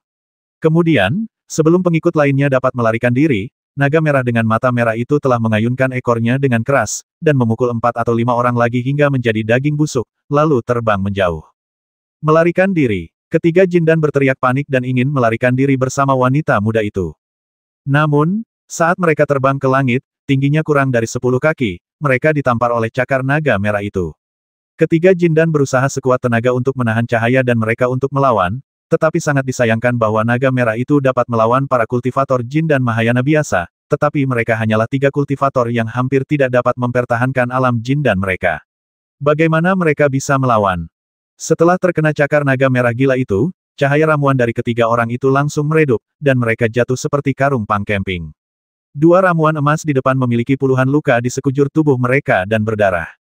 Mereka mati dalam sekejap. Namun, wanita muda di tengah yang dilindungi oleh mereka dan biksu berjubah kuning yang berada sedikit di belakang mereka selamat, tetapi mereka juga ketakutan dan terluka parah.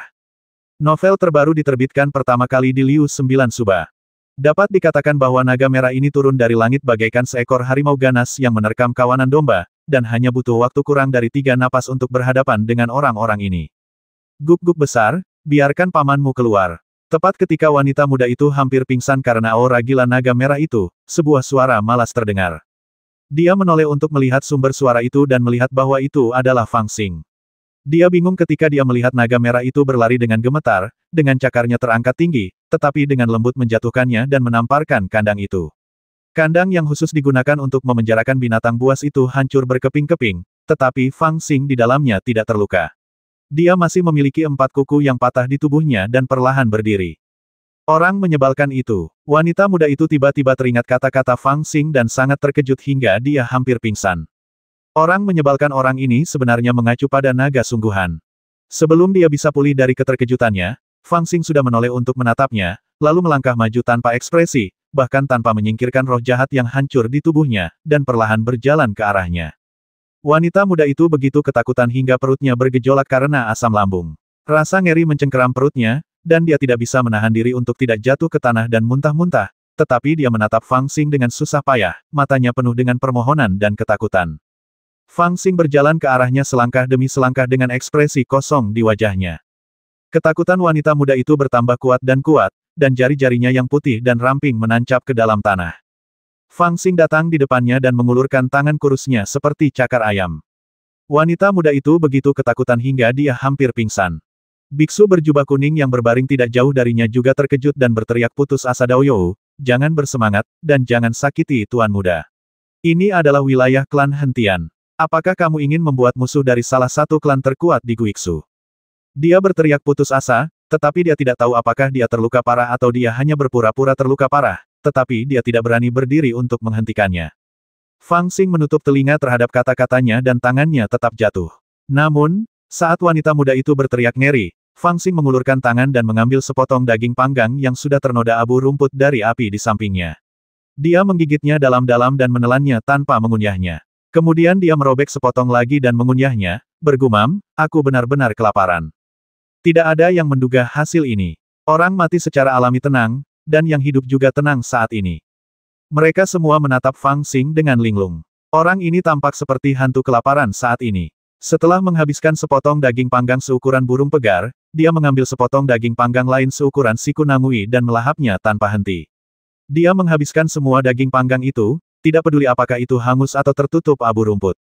Aku tidak tahu bagaimana tubuhnya yang kurus bisa menampung begitu banyak barang, bahkan perutnya pun tidak tampak membesar. Sepertinya dia benar-benar lapar. Wanita muda dan biksu berjubah kuning telah membatu. Mungkinkah orang ini benar-benar datang ke sini hanya untuk mencari sepotong daging untuk dimakan?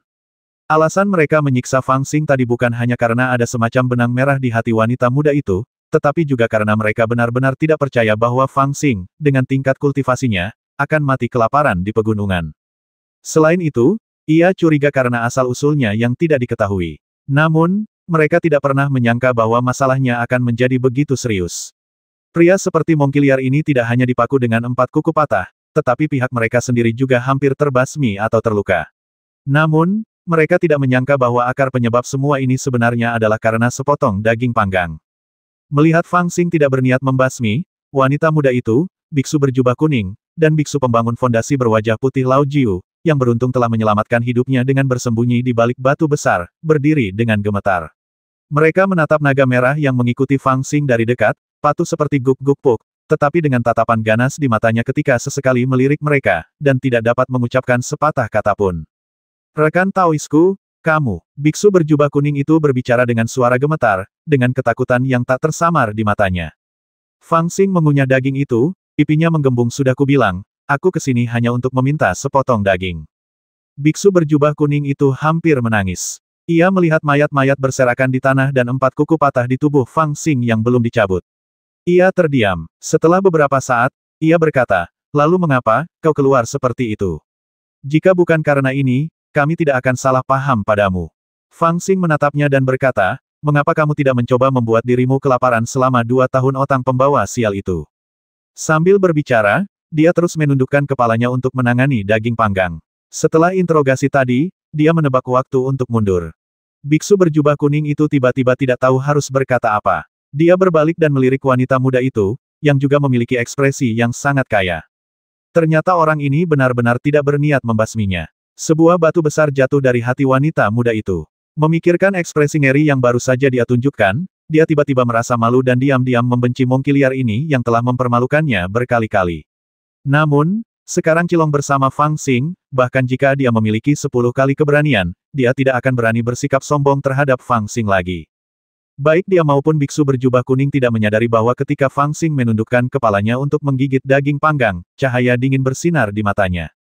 Fang Xing kini bertingkah laku baik dan tidak berbahaya, tetapi jika dia belum menyelesaikan pembangunan fondasi dan indera spiritualnya belum menjadi beberapa kali lebih kuat, dan jika dia tidak merasakan secara akurat bahwa ketika naga merah jatuh dari langit, beberapa kultivator dengan aura yang sangat kuat juga mendarat di sekitar pegunungan dan membentuk semacam formasi besar, siapa yang tahu apakah dia sedang menggigit daging panggang atau daging manusia.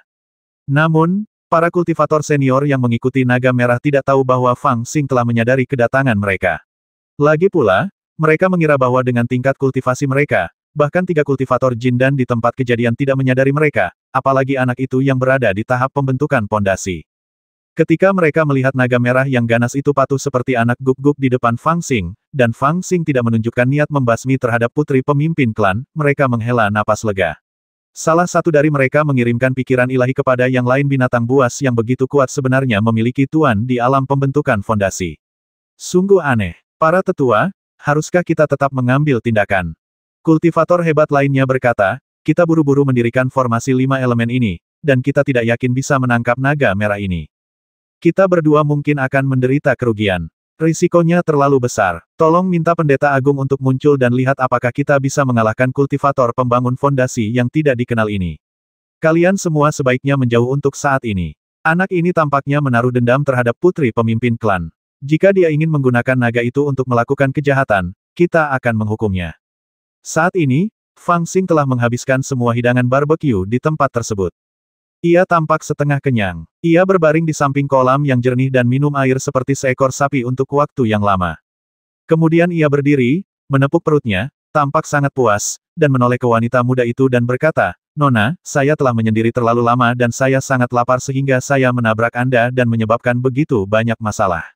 Anda memaku saya dengan 4 kuku yang patah, dan saya, seekor guk-guk liar, juga melukai beberapa pengikut Anda dengan tergesa-gesa. Apakah itu adil? Cara dia bertindak tampak seperti dia takut pada kekuatan klan hentian dan tidak ingin bermusuhan dengan mereka. Melihat bahwa dia menunjukkan kelemahan, wanita muda itu berhenti berbicara kasar seperti sebelumnya. Keberaniannya bangkit lagi. Dia mencibir dan berteriak, aku hanya memukulmu beberapa kali, tetapi kamu hampir membasmi semua pengikutku. Apakah kamu pikir kamu bisa menyamakan kedudukan dengan mudah? Biksu berjubah kuning itu terkejut dan buru-buru menarik lengan bajunya, sambil berkata, Tuan muda, jangan memaksanya. Meskipun kultivasinya tidak tinggi, dia sebenarnya memiliki naga sungguhan yang bekerja untuknya. Nilainya lebih tinggi daripada ramuan emas biasa. Bahkan jika pemimpin klan dan pendeta kepala ada di sini, mereka pasti akan berusaha sekuat tenaga untuk memenangkannya agar dia tidak berpindah ke klan lain. Bagaimana kita bisa melepaskannya? Wanita muda itu terkejut sesaat, lalu dia berkata dengan nada dingin, aku tidak suka orang ini, jadi aku tidak bisa melepaskan naga merah itu. Kurasa dia tidak punya banyak keberanian, dan dia menjadi takut saat mendengar reputasi klan hentian kita. Aku harus memikirkan cara untuk membawa pergi naga merahnya. Fang Xing juga mengerutkan kening saat ini dan berkata, tidak bisakah kita menyamakannya? Wanita muda itu mencibir dan hendak berbicara, tetapi tiba-tiba dia mendengar suara tawa panjang dan suara tua terdengar, tentu saja kita tidak mungkin. Mendengar suara tua itu, pendeta berjubah kuning dan wanita muda itu terkejut, menoleh dan berteriak, Pendeta Agung. Fang Xing juga menoleh dan melihat seorang lelaki tua berjanggut abu-abu turun dari langit di atas awan aneh. Ia mengenakan jubah abu-abu dan jepit rambut kayu merah yang menahan rambut putihnya. Tidak diketahui berapa usianya, tetapi kerutan di wajahnya seperti kulit jeruk. Setelah melihat tingkat kultivasinya tanpa menunjukkan ekspresi apapun, Fang Xing diam-diam terkejut. Tingkat kultivasi lelaki tua ini sebenarnya berada di tahap Mahayana Inti Emas, dan ia tidak jauh dari tahap jiwa baru lahir. Dia juga agak bersyukur karena baru menyadari kehadiran mereka dan tidak membasmi mereka dengan gegabah. Kalau tidak, lelaki tua ini dan orang-orang yang bersembunyi itu, bahkan jika naga merah yang gila itu sudah gila, tidak akan bisa melarikan diri dengan mudah. Senior tua, aku benar-benar tidak punya niat jahat. Naga ini tidak tega melihatku terluka, jadi dia menjadi gila saat melihatku terluka. Fang Xing tampak ketakutan dan tak berdaya, dan berkata kepada lelaki tua itu. Melihat ini, lelaki tua itu tertawa dan berkata, ketika aku berkata kita tidak bisa imbang, maksudku aku tidak bisa membiarkanmu menderita ketidakadilan. Kamu terluka, dan dapat dimengerti bahwa Cilong ingin melindungi tuannya. Karena itu hanya kesalahpahaman, mengapa kamu harus peduli dengan kehidupan beberapa pengikut? Aku harus meminta maaf kepadamu terlebih dahulu karena King Er telah melukaimu. Aku harap kamu tidak salah paham terhadapku, klan hentian, karena ini.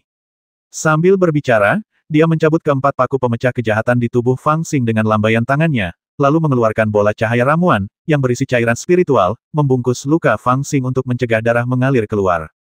Dia mendesah pelan, kami, klan hentian, bukanlah tempat yang tidak masuk akal. Selama ribuan tahun, orang-orang datang dari luar Rerundewa dari waktu ke waktu, dan kebanyakan dari mereka telah bergabung dengan klan hentian kami. Jika klan hentian kami benar-benar tidak masuk akal, bagaimana kami bisa menarik begitu banyak orang dari luar Rerundewa untuk bergabung dengan kami? King Er, aku ingin bertanya padamu, bagaimana kau menyinggung teman muda ini? 18 paku pemecah kejahatan itu juga dipaku pada orang-orang. Kurasa kau benar-benar semakin konyol. Novel terbaru diterbitkan pertama kali di Liu 9 Suba.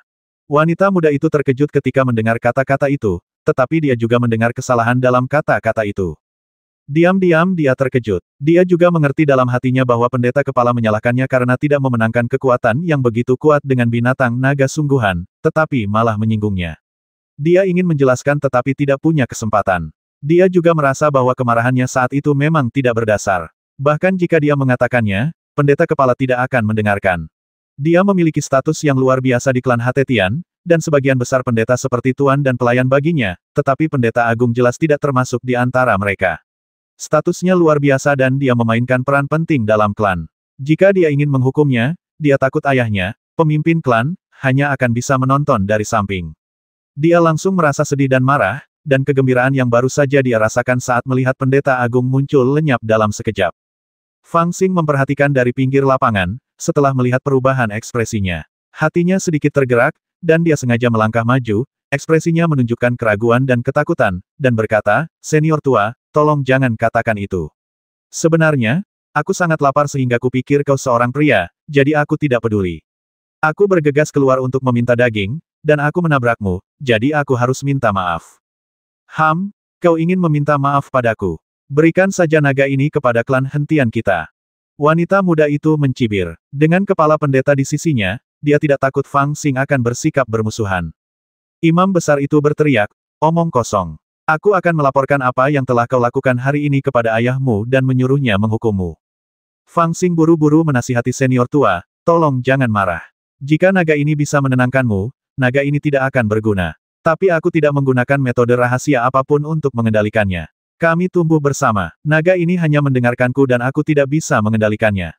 Dengan segala kepura-puraannya, Fang Xing memberi kesan kepada orang-orang klan hentian bahwa dia takut dengan kekuatan klan hentian dan berusaha bersikap rendah hati agar bisa melarikan diri. Hal ini bahkan menarik perhatian pendeta kepala, yang mencuri pandang ke arah wanita muda itu dan melihat bahwa wanita muda itu tampaknya masih memiliki perasaan padanya tetapi terlalu malu untuk menunjukkannya. Dia sudah merasa tenang dan tertawa, dan ingin mengundang Fang Xing kembali ke klannya sebagai tamu. Fang Xing tentu saja tersanjung dan setuju tanpa ragu. Wanita muda itu melihat bahwa pendeta kepala jelas-jelas berusaha merekrut orang ini, dan dia menjadi cemas dan berkata dengan tergesa-gesa, pendeta kepala, asal-usul orang ini tidak diketahui. Dia mengatakan bahwa dia datang dari luar pasar, tetapi dia tidak dapat mengingat waktu ketika dia datang. Dia menolak untuk memberitahu kami siapa dia ketika ditanya. Bagaimana kami bisa membawanya kembali ke klan? Fang Xing tersenyum pahit dan berkata, aku ingin mengatakan itu tadi, tetapi kamu tidak memberiku kesempatan. Dia tersenyum jujur, dan malu-malu di permukaan, tetapi di dalam hatinya dia tertawa dingin. Dasar orang menyebalkan tak tahu terima kasih. Orang menyebalkan, kau tidak mau balas dendam. Bagaimana aku bisa memberitahumu siapa Master Fang kalau aku tidak menghancurkan seluruh klan hentianmu? Fang Xing meminta semua orang untuk menunggu sebentar, lalu ia mengenakan kain perca lagi dan terbang ke ujung lain Qingtan untuk mengambil barang-barangnya. Tidak lama kemudian, ia kembali dan telah berganti jubah baru. Seperti kata pepatah, pakaian membentuk manusia, dan pelana membentuk kuda. Setelah ia mengenakan jubah baru dan mengikat rambutnya, meskipun ia masih kurus, ia tampak berbeda dari Mongkiliar sebelumnya, dan ia lebih menarik. Ketika kepala pendeta dan yang lainnya melihat ini, mereka memujinya beberapa patah kata dan bersiap membawa Fang Xing ke pemukiman klan hentian. Sementara yang lain bersiap untuk menunggangi awan, Fang Xing menuntun naga merah itu dan duduk di atas kepala naga itu. Naga merah itu kemudian terbang ke langit dengan gembira. Melihat bahwa dia benar-benar menggunakan naga merah itu sebagai tunggangan dan melihat cincin besi di hidung naga merah itu, pendeta kepala dan yang lainnya semua bingung apakah harus tertawa atau menangis. Ini adalah naga sungguhan, tetapi dia menuntunnya dengan cincin di hidungnya seperti sedang memelihara binatang. Semua orang terdiam. Ada yang menunggangi awan, ada yang menunggangi naga, dan awan-awan itu terbang menuju cekungan tempat klan hentian berada. Lokasi klan Hatetian adalah sebuah cekungan besar yang dikelilingi oleh pegunungan. Di kaki Gunung Hitam di utara, terdapat istana tempat tinggal pemimpin klan, pendeta, dan tetua. Sisanya adalah tempat tinggal anggota klan biasa. Tidak seperti dunia luar di mana para praktisi dipisahkan dari orang-orang biasa dan hanya memiliki sedikit kontak dengan mereka, di sini mereka hidup bersama, tetapi status orang-orang biasa lebih rendah. Ketika mereka tiba di Baskom, kepala keluarga hentian telah menerima pesan tersebut dan telah mengerahkan kereta awannya di depan aula untuk menemui mereka. Fang Xing tiba di depan aula dan mengunjungi pemimpin klan. Ia diperlakukan dengan sangat sopan dan diundang dengan hangat ke aula. Bahkan naga merah pun dituntun ke aula. Setelah bertanya kepada Fang Xing dan mengetahui bahwa naga merah tidak dapat berubah menjadi manusia, sebuah meja perjamuan disiapkan untuk Fang Xing di tempat yang paling luas di aula. Naga merah kemudian bersujud di samping Fang Xing, menatap mereka yang melihatnya dengan mata curiga dan aneh. Pada pertemuan itu, kepala klan Hatetian secara alami mengusulkan untuk mengundang Fang Xing untuk bergabung dengan klan Hatetian. Fang Xing tahu bahwa meskipun dia bertanya, dia tidak punya pilihan lain, jadi dia berpura-pura sangat terkejut dan setuju. Dalam perjalanan ke sini, dia telah bertanya kepada kepala pendeta klan hentian, dan dia telah mengetahui bahwa bukan hal yang aneh bagi orang-orang dari luar Rerundewa untuk memasuki Guiksu. Beberapa dari mereka diburu oleh orang-orang di dunia luar dan tidak punya tempat untuk pergi, atau beberapa dari mereka memasuki Guiksu untuk menjelajahi misteri sekte Tao Tai Sang yang legendaris dengan secercah harapan. Di bawah pengaruh berbagai alasan, orang-orang akan memasuki Guiksu satu demi satu sepanjang waktu. Mereka yang masuk ke Guiksu pada dasarnya menjadi pemuja berbagai klan di Guiksu. Meskipun mereka disebut pemuja, pada kenyataannya, setelah beberapa generasi, keturunan mereka secara alami menjadi anggota klan hentian, dan terintegrasi ke dalam klan hentian. Beberapa klan utama dalam Guiksu adalah keturunan dari mereka yang memasuki Guiksu sebelumnya. Seseorang dapat memasuki Guiksu tetapi tidak dapat keluar. Orang yang memasuki Guiksu secara alami akan berakar di sini dan memiliki keturunan. Selain itu, binatang buas merajalela di Guiksu, jadi orang yang memasuki tempat ini harus bersatu untuk bertahan hidup. Secara bertahap, beberapa klan besar telah berevolusi, masing-masing menempati beberapa wilayah utama di Guiksu, mirip dengan sekte nasional di dunia luar. Klan Hentian adalah salah satu klan terbesar di Guiksu.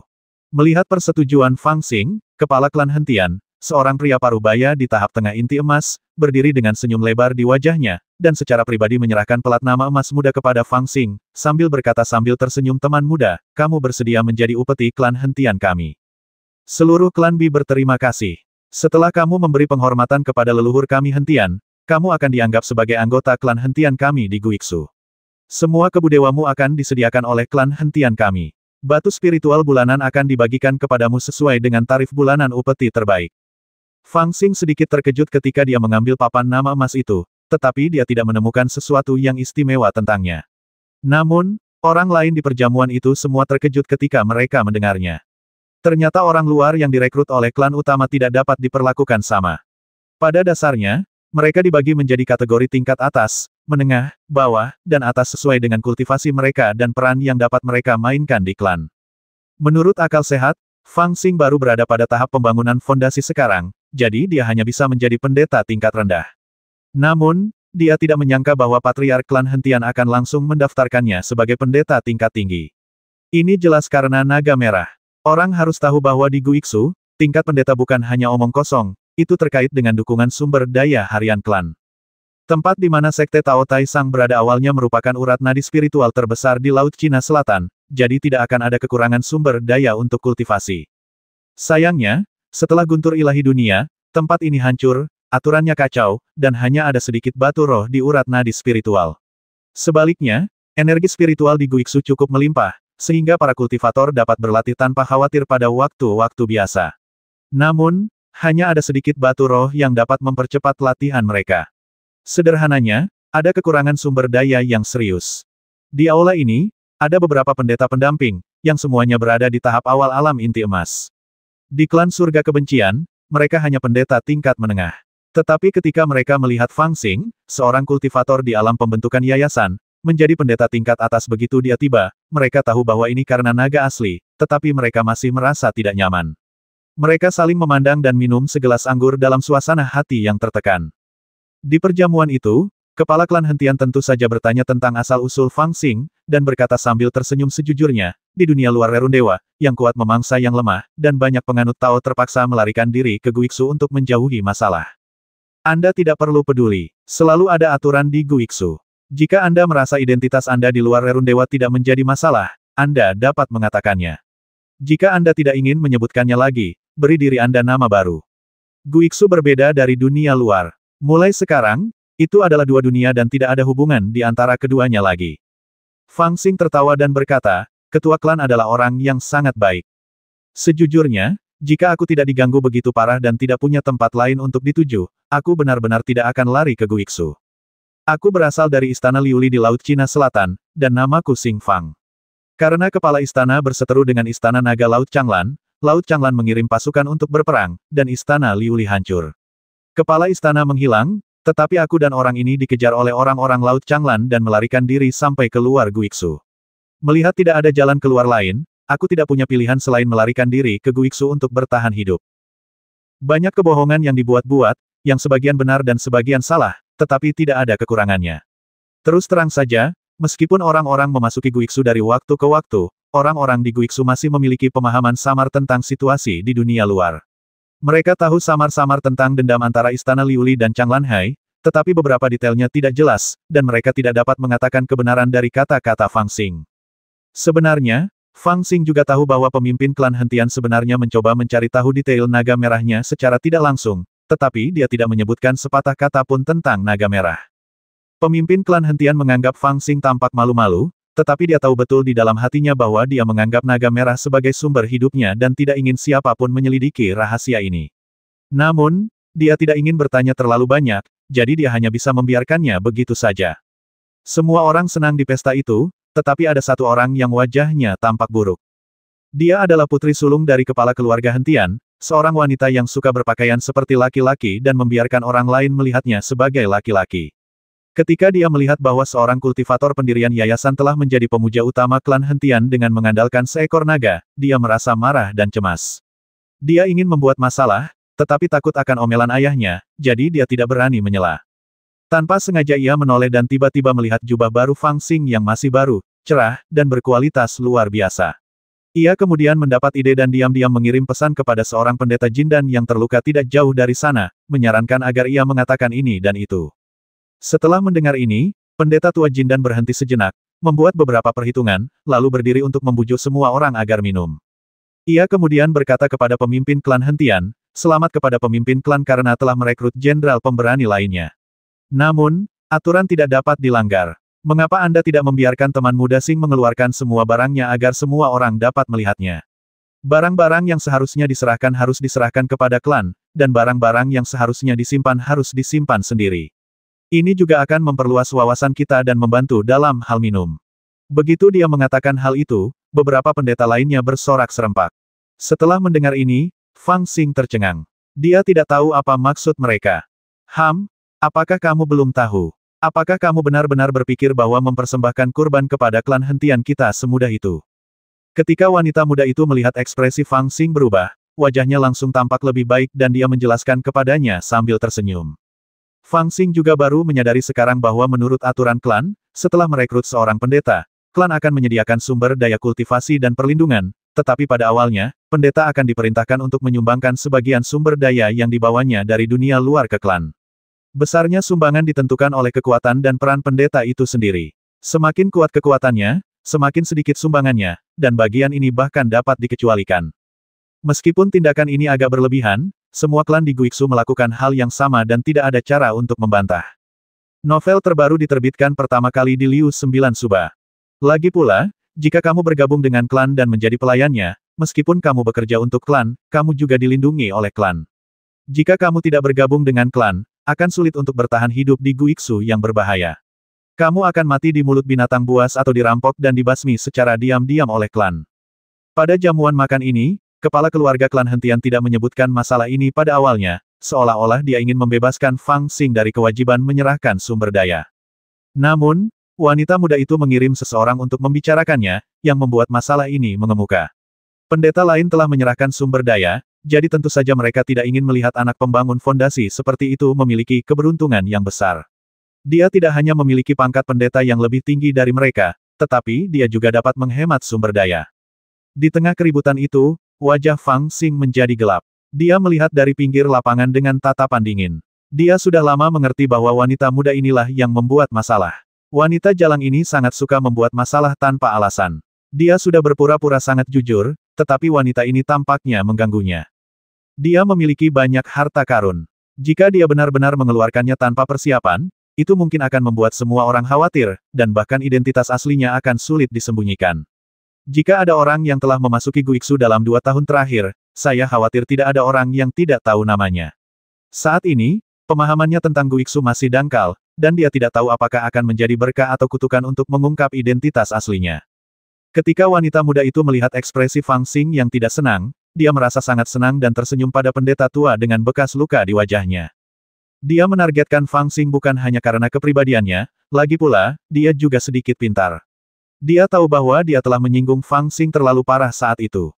Meskipun pria ini tidak menunjukkan apapun di wajahnya, dia mungkin membencinya di dalam hatinya. Jika dia harus memihak di masa depan, kemungkinan besar dia akan berdiri di kubu yang sama dengan saudara perempuannya. Semakin tinggi statusnya di klan, semakin sial dia, jadi dia sengaja menekannya. Pentingnya sumber daya bagi praktisi sudah jelas. Merampas sumber dayanya seperti pukulan berat. Setelah mendengar usul pendeta tua itu, yang lain terdiam dan menoleh ke arah pemimpin klan. Kepala klan hentian juga sedikit tertegun. Dia merenung dalam diam, dan tidak mungkin untuk mengatakan apa yang sedang dipikirkannya dari wajahnya. Faktanya, dengan tingkat kultivasi Fang Xing di tahap pembentukan pondasi, ia seharusnya menyumbangkan 70% sumber dayanya untuk klan. Namun, ia memiliki Cilong di sisinya, dan klan hentian berusaha keras untuk memenangkannya, jadi mereka tidak memperlakukannya sebagai klan pembentukan pondasi. Selain itu, sebagai pemuja utama, mereka mengetahui bahwa ia pernah tersinggung oleh putrinya sendiri sebelumnya. Untuk mencegahnya menyimpan dendam, pemimpin klan siap memberinya perlakuan istimewa dan ia tidak perlu menyerahkan sumber daya kepada klan. Namun hal itu tidak mudah diucapkan secara terbuka, mengingat banyaknya jamaah yang menyaksikan. Bahkan ketika kepala pendeta memasuki Guiksu 300 tahun lalu, dengan tingkat kultivasinya di tahap tengah inti emas, ia juga menyerahkan 30% sumber daya kepada klan. Tidak apa-apa jika mengecualikan sumber daya Fang Xing secara diam-diam, tetapi jika dikatakan secara terbuka, saya khawatir pendeta lain akan merasa tidak seimbang. Kekuatan suatu klan dibentuk oleh para tetua dan pendeta dalam klan, yang membuat para pendeta merasa tidak puas, tetapi juga merupakan bahaya tersembunyi yang besar. Dalam suasana yang agak canggung, Fang Xing tertawa, mengambil segelas anggur, berjalan ke tengah aula, dan berkata sambil tersenyum sejujurnya, saya tidak tahu aturannya. Saya pergi ke pegunungan untuk menyembah bandit dan ke kuil untuk menyembah dewa. Saya baru saja bergabung dengan klan Hentian, jadi saya harus memberi penghormatan. Meskipun saya sedang terburu-buru ketika melarikan diri ke Guiksu, saya masih membawa beberapa barang. Saya akan membawanya keluar hari ini untuk menunjukkan rasa terima kasih saya. Sambil berbicara, dia mengeluarkan tas penyimpanan dari tangannya, datang ke kamar, dan memerintahkan seseorang untuk membawakan sebuah meja besar. Pemimpin klan Hentian dan yang lainnya agak terkejut melihat dia begitu perhatian dan mengambil inisiatif untuk memberi penghormatan, dan mereka semua menatapnya tanpa berkedip. Fang Xing membuka tas penyimpanan, mengeluarkan sebuah batu besar dan meletakkannya di atas meja. Itu sebenarnya sebuah bebatuan. Apa ini? Semua jamaah mencondongkan kepala untuk melihat ke sana, dan ketika mereka melihat itu adalah sebuah bebatuan, mereka semua saling memandang dengan bingung.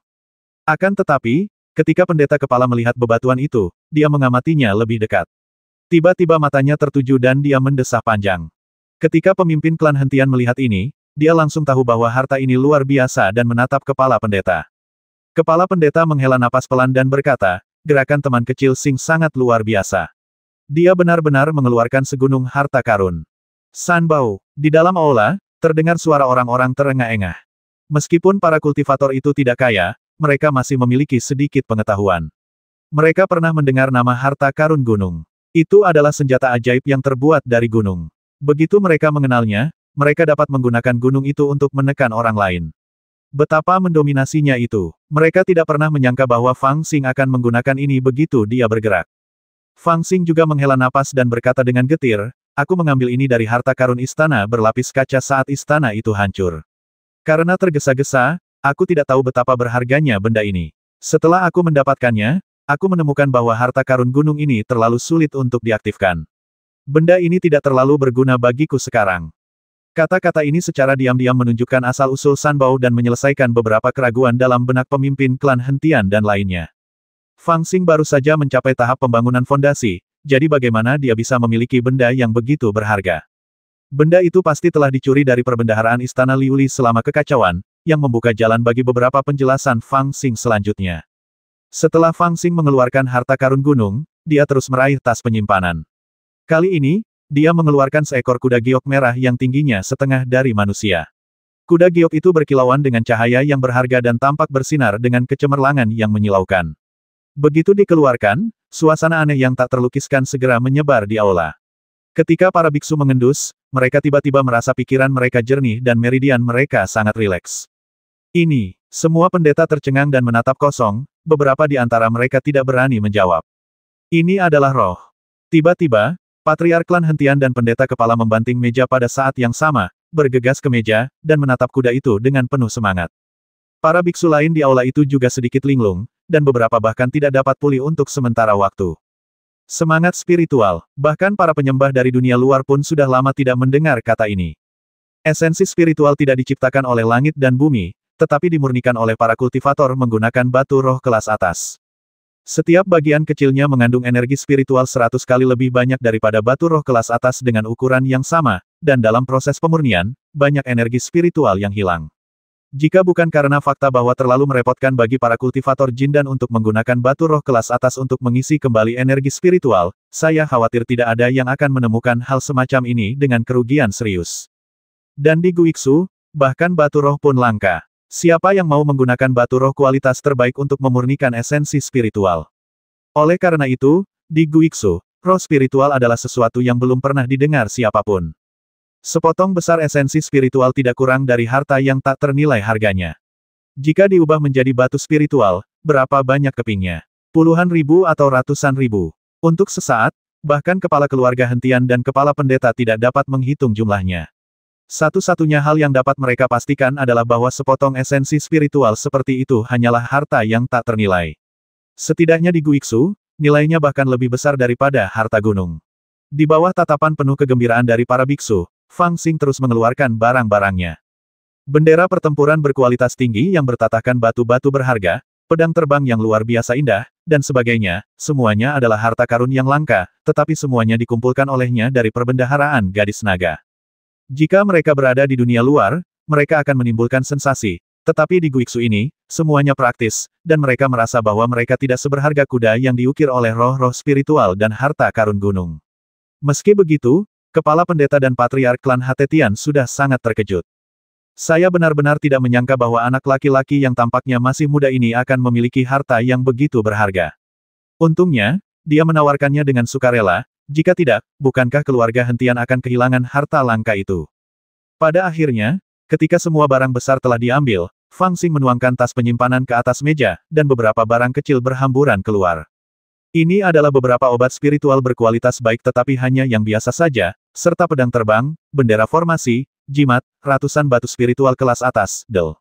Ini adalah barang-barang yang hanya dapat dimiliki oleh seseorang dengan tingkat kultivasi seperti Fang Xing. Semakin dia memikirkannya, seolah-olah dia telah mencurinya. Setelah membereskan barang-barangnya, Fang Xing menepuk-nepuk tubuhnya sendiri dan berkata sambil tersenyum kecut, "Aku datang ke sini terburu-buru, dan aku hanya membawa beberapa barang ini. Maaf membuat kalian semua tertawa. Sayang sekali, jika aku mendapat kabar lebih awal, aku pasti bisa membawa lebih banyak barang." Pada saat ini, dia benar-benar tidak membawa tas penyimpanan lain.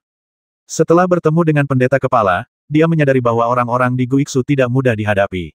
Bagaimana mungkin mereka berani menyimpan harta karun itu di tubuh mereka? Sambil mengambil jubahnya, dia menyembunyikan tas penyimpanan lainnya dan hanya membawa satu tas ini saat dia datang ke Hentianshi. Tindakan yang tidak disengaja ini sebenarnya berguna. Kalau tidak, akan sangat merepotkan sekarang.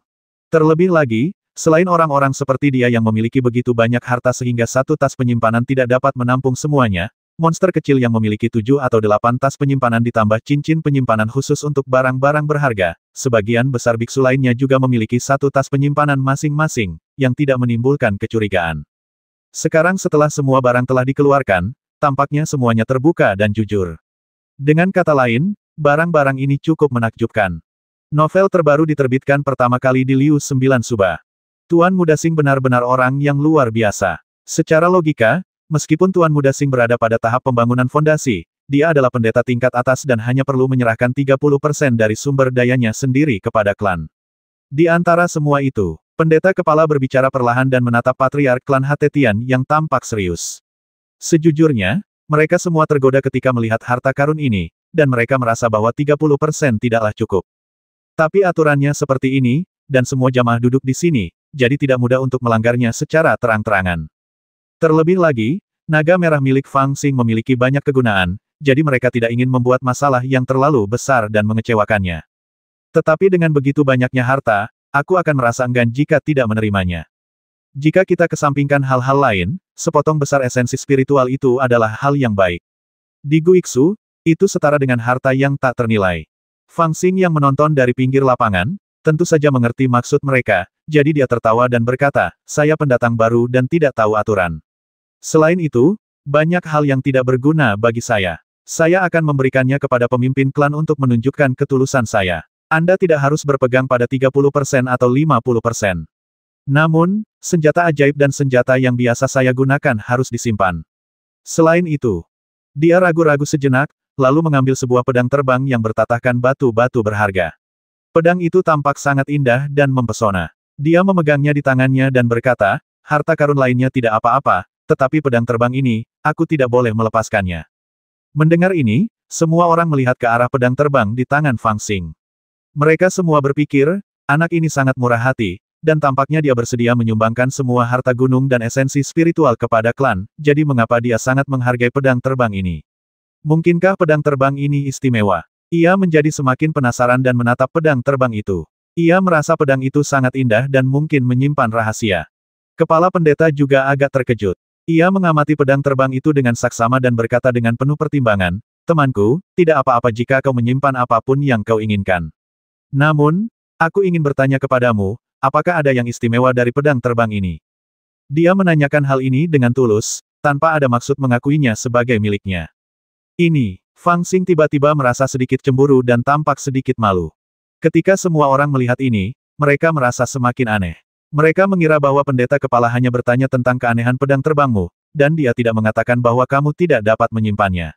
Faktanya, dengan esensi spiritual, kamu dapat menyimpan apa saja. Mengapa kamu tidak memberi tahuku? Mengapa kamu tersipu? Di tengah tatapan ragu dari kerumunan, Fang Xing tampaknya telah mengumpulkan keberaniannya. Dia berbalik perlahan dan ragu-ragu ke arah wanita muda itu. Dengan ekspresi malu-malu dan lesu, dia perlahan bergerak di depan wanita muda itu dan berkata dengan suara selembut nyamuk ini, ketika pertama kali bertemu denganmu, aku menghancurkan salah satu pedang panjangmu. Aku merasa tidak nyaman, jadi aku mengambil pedang ini sebagai permintaan maaf padamu. Ketika dia berkata demikian, dia melirik ke arah wanita muda itu, wajahnya memerah dalam, dan sekilas keserakahan terpancar di matanya. Ledakan. Semua kultivator di aula tiba-tiba memahami sesuatu, dan ekspresi mereka menjadi sedikit aneh, dengan beberapa senyuman canggung. Tidak heran anak ini begitu bodoh. Dia berani mengambil harta apapun dengan tatapan altruistik. Pantas saja anak ini disiksa seperti ini oleh nona muda, tapi dia tetap terlihat tidak menaruh dendam sedikit pun. Tidak heran anak ini tidak menyimpan begitu banyak harta langka, tetapi harus menyimpan pedang terbang seperti ini. Ternyata pria ini telah mengincar wanita muda dan ingin menjadi menantu keluarga hentian. Tindakan menghadiahkan pedang membuat semua orang tiba-tiba mengerti niat Fang Xing.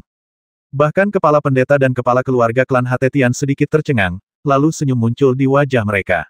Mereka saling memandang dan merasa lega. Ketika wanita muda itu pertama kali melihat pedang terbang itu, sedikit keserakahan melintas di matanya.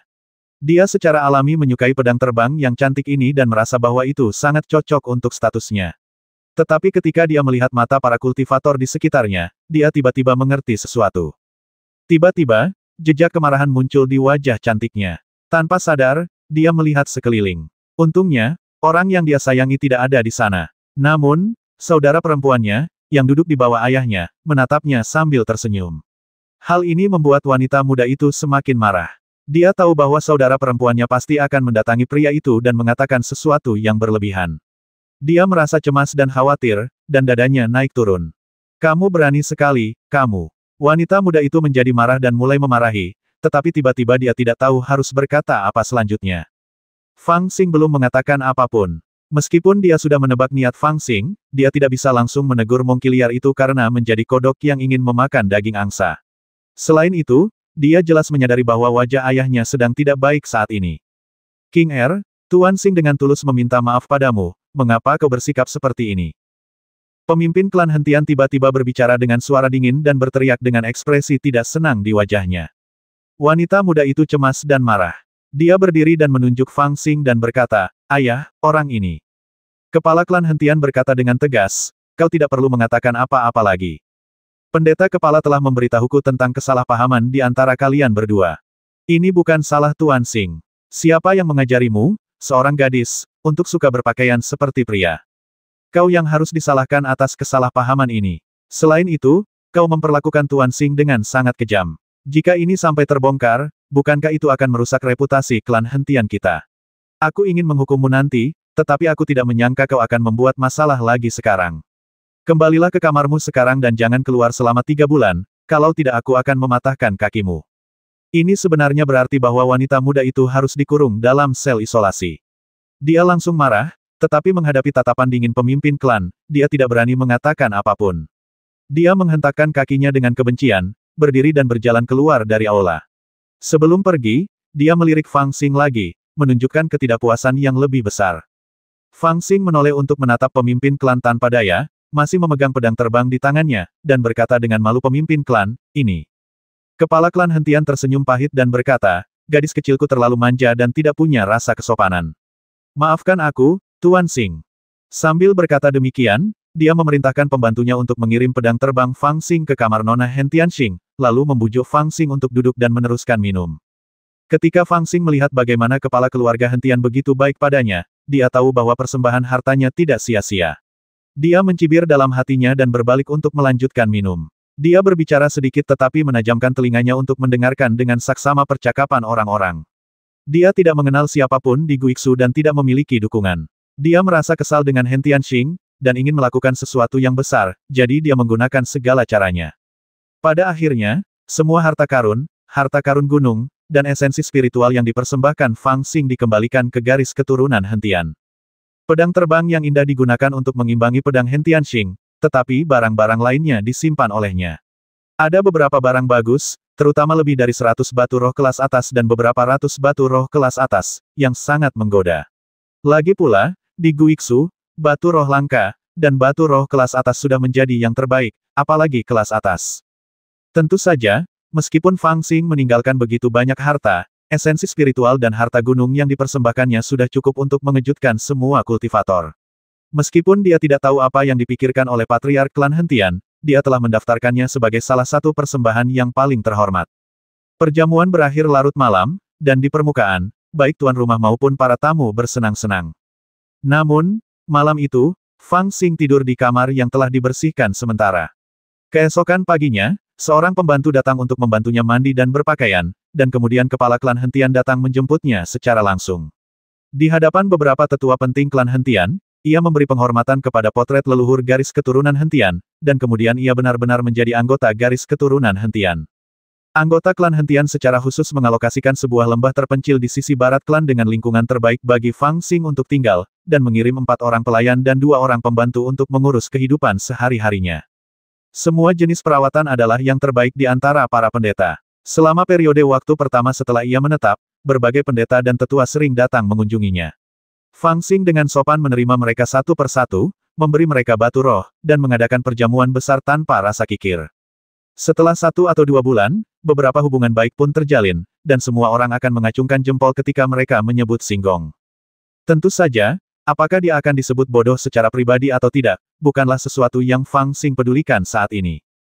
Selama periode awal, beberapa orang dari klan Hentian juga diam-diam mengamatinya. Meskipun mereka mengira mereka menyembunyikan niat mereka yang sebenarnya, mereka terlihat jelas oleh Fang Xing, yang persepsinya hampir melampaui seorang kultivator jindan. Jadi mereka sengaja berusaha keras. Semua informasi yang diterima pemimpin klan Hentian menunjukkan bahwa pendeta Xing Fang ini adalah orang yang murah hati, jujur, dan sederhana. Tuan Yao, apa pendapatmu tentang karakter pendatang baru Xing Fang? Suatu hari di bulan berikutnya, Hentian Cheng, kepala keluarga dari klan Hentian, mendiskusikan Fang Xingren dengan kepala pendeta. Kepala pemuja berkata, saya juga memperhatikan orang ini dengan saksama akhir-akhir ini. Dia tidak begitu mengenal semua aturan Guiksu. Dia pasti datang dari luar Rerundewa. Meskipun awalnya dia tidak tahu kapan dia masuk, kemudian ada spekulasi bahwa dia masuk 2 tahun lalu. Apakah pemimpin klan lupa bahwa kita memang menghitung bahwa seseorang telah masuk Guiksu 2 tahun lalu, tetapi ketika kita mengirim orang untuk mencarinya, kita tidak menemukan jejaknya. Dia pasti datang saat itu, tetapi dia segera menemukan tempat untuk mundur, jadi kita tidak menemukannya. Hentian Cheng berkata saya telah mengirim orang ke tempat yang katanya dia sembunyikan, dan memang ada jejak orang yang tinggal di sana. Apa yang dia katakan seharusnya benar. Selain itu, dalam 2 bulan terakhir, orang ini sangat tulus kepada orang lain dan tampaknya tidak ambisius. Kepala pendeta tersenyum dan berkata, menurut aturan kuno klan Hentian, setelah dipastikan bahwa pendatang baru di Guiksu memang orang asing, mereka akan diamati selama setahun, lalu akan dikabulkan pernikahannya. Mereka akan diizinkan memiliki anak di Guiksu. Baru setelah mereka memiliki anak, mereka dapat dianggap telah berakar di klan Hentian. Selalu seperti ini, dan dia tidak terkecuali. Selain itu, dia masih muda dan penuh semangat. Saya pikir masalah ini dapat diselesaikan terlebih dahulu. Bahkan demi naga merahnya, dia harus menikah dengan klan Hentian sesegera mungkin dan menetap. Hentian Cheng tersenyum pahit dan berkata, saya mengerti ini. Jika dia tidak menikah dan memiliki anak di keluarga Hentian, dia tidak dapat dianggap benar-benar bergabung dengan keluarga Hentian. Dan saya tidak percaya padanya. Faktanya, ketika saya merekrutnya sebagai pendeta utama keluarga Hentian, saya sudah berencana untuk mencari seorang putri dari keluarga utama sebagai istrinya. Saya hanya tidak menyangka bahwa dia akan jatuh cinta pada King Er, dan pernikahan ini sulit untuk ditangani. Kepala pendeta sedikit terkejut dan berkata, mengapa demikian? King Er belum menikah, dan belum ada pertunangan. Meskipun anak laki-laki ini baru dalam tahap pembangunan fondasi, berapa usianya?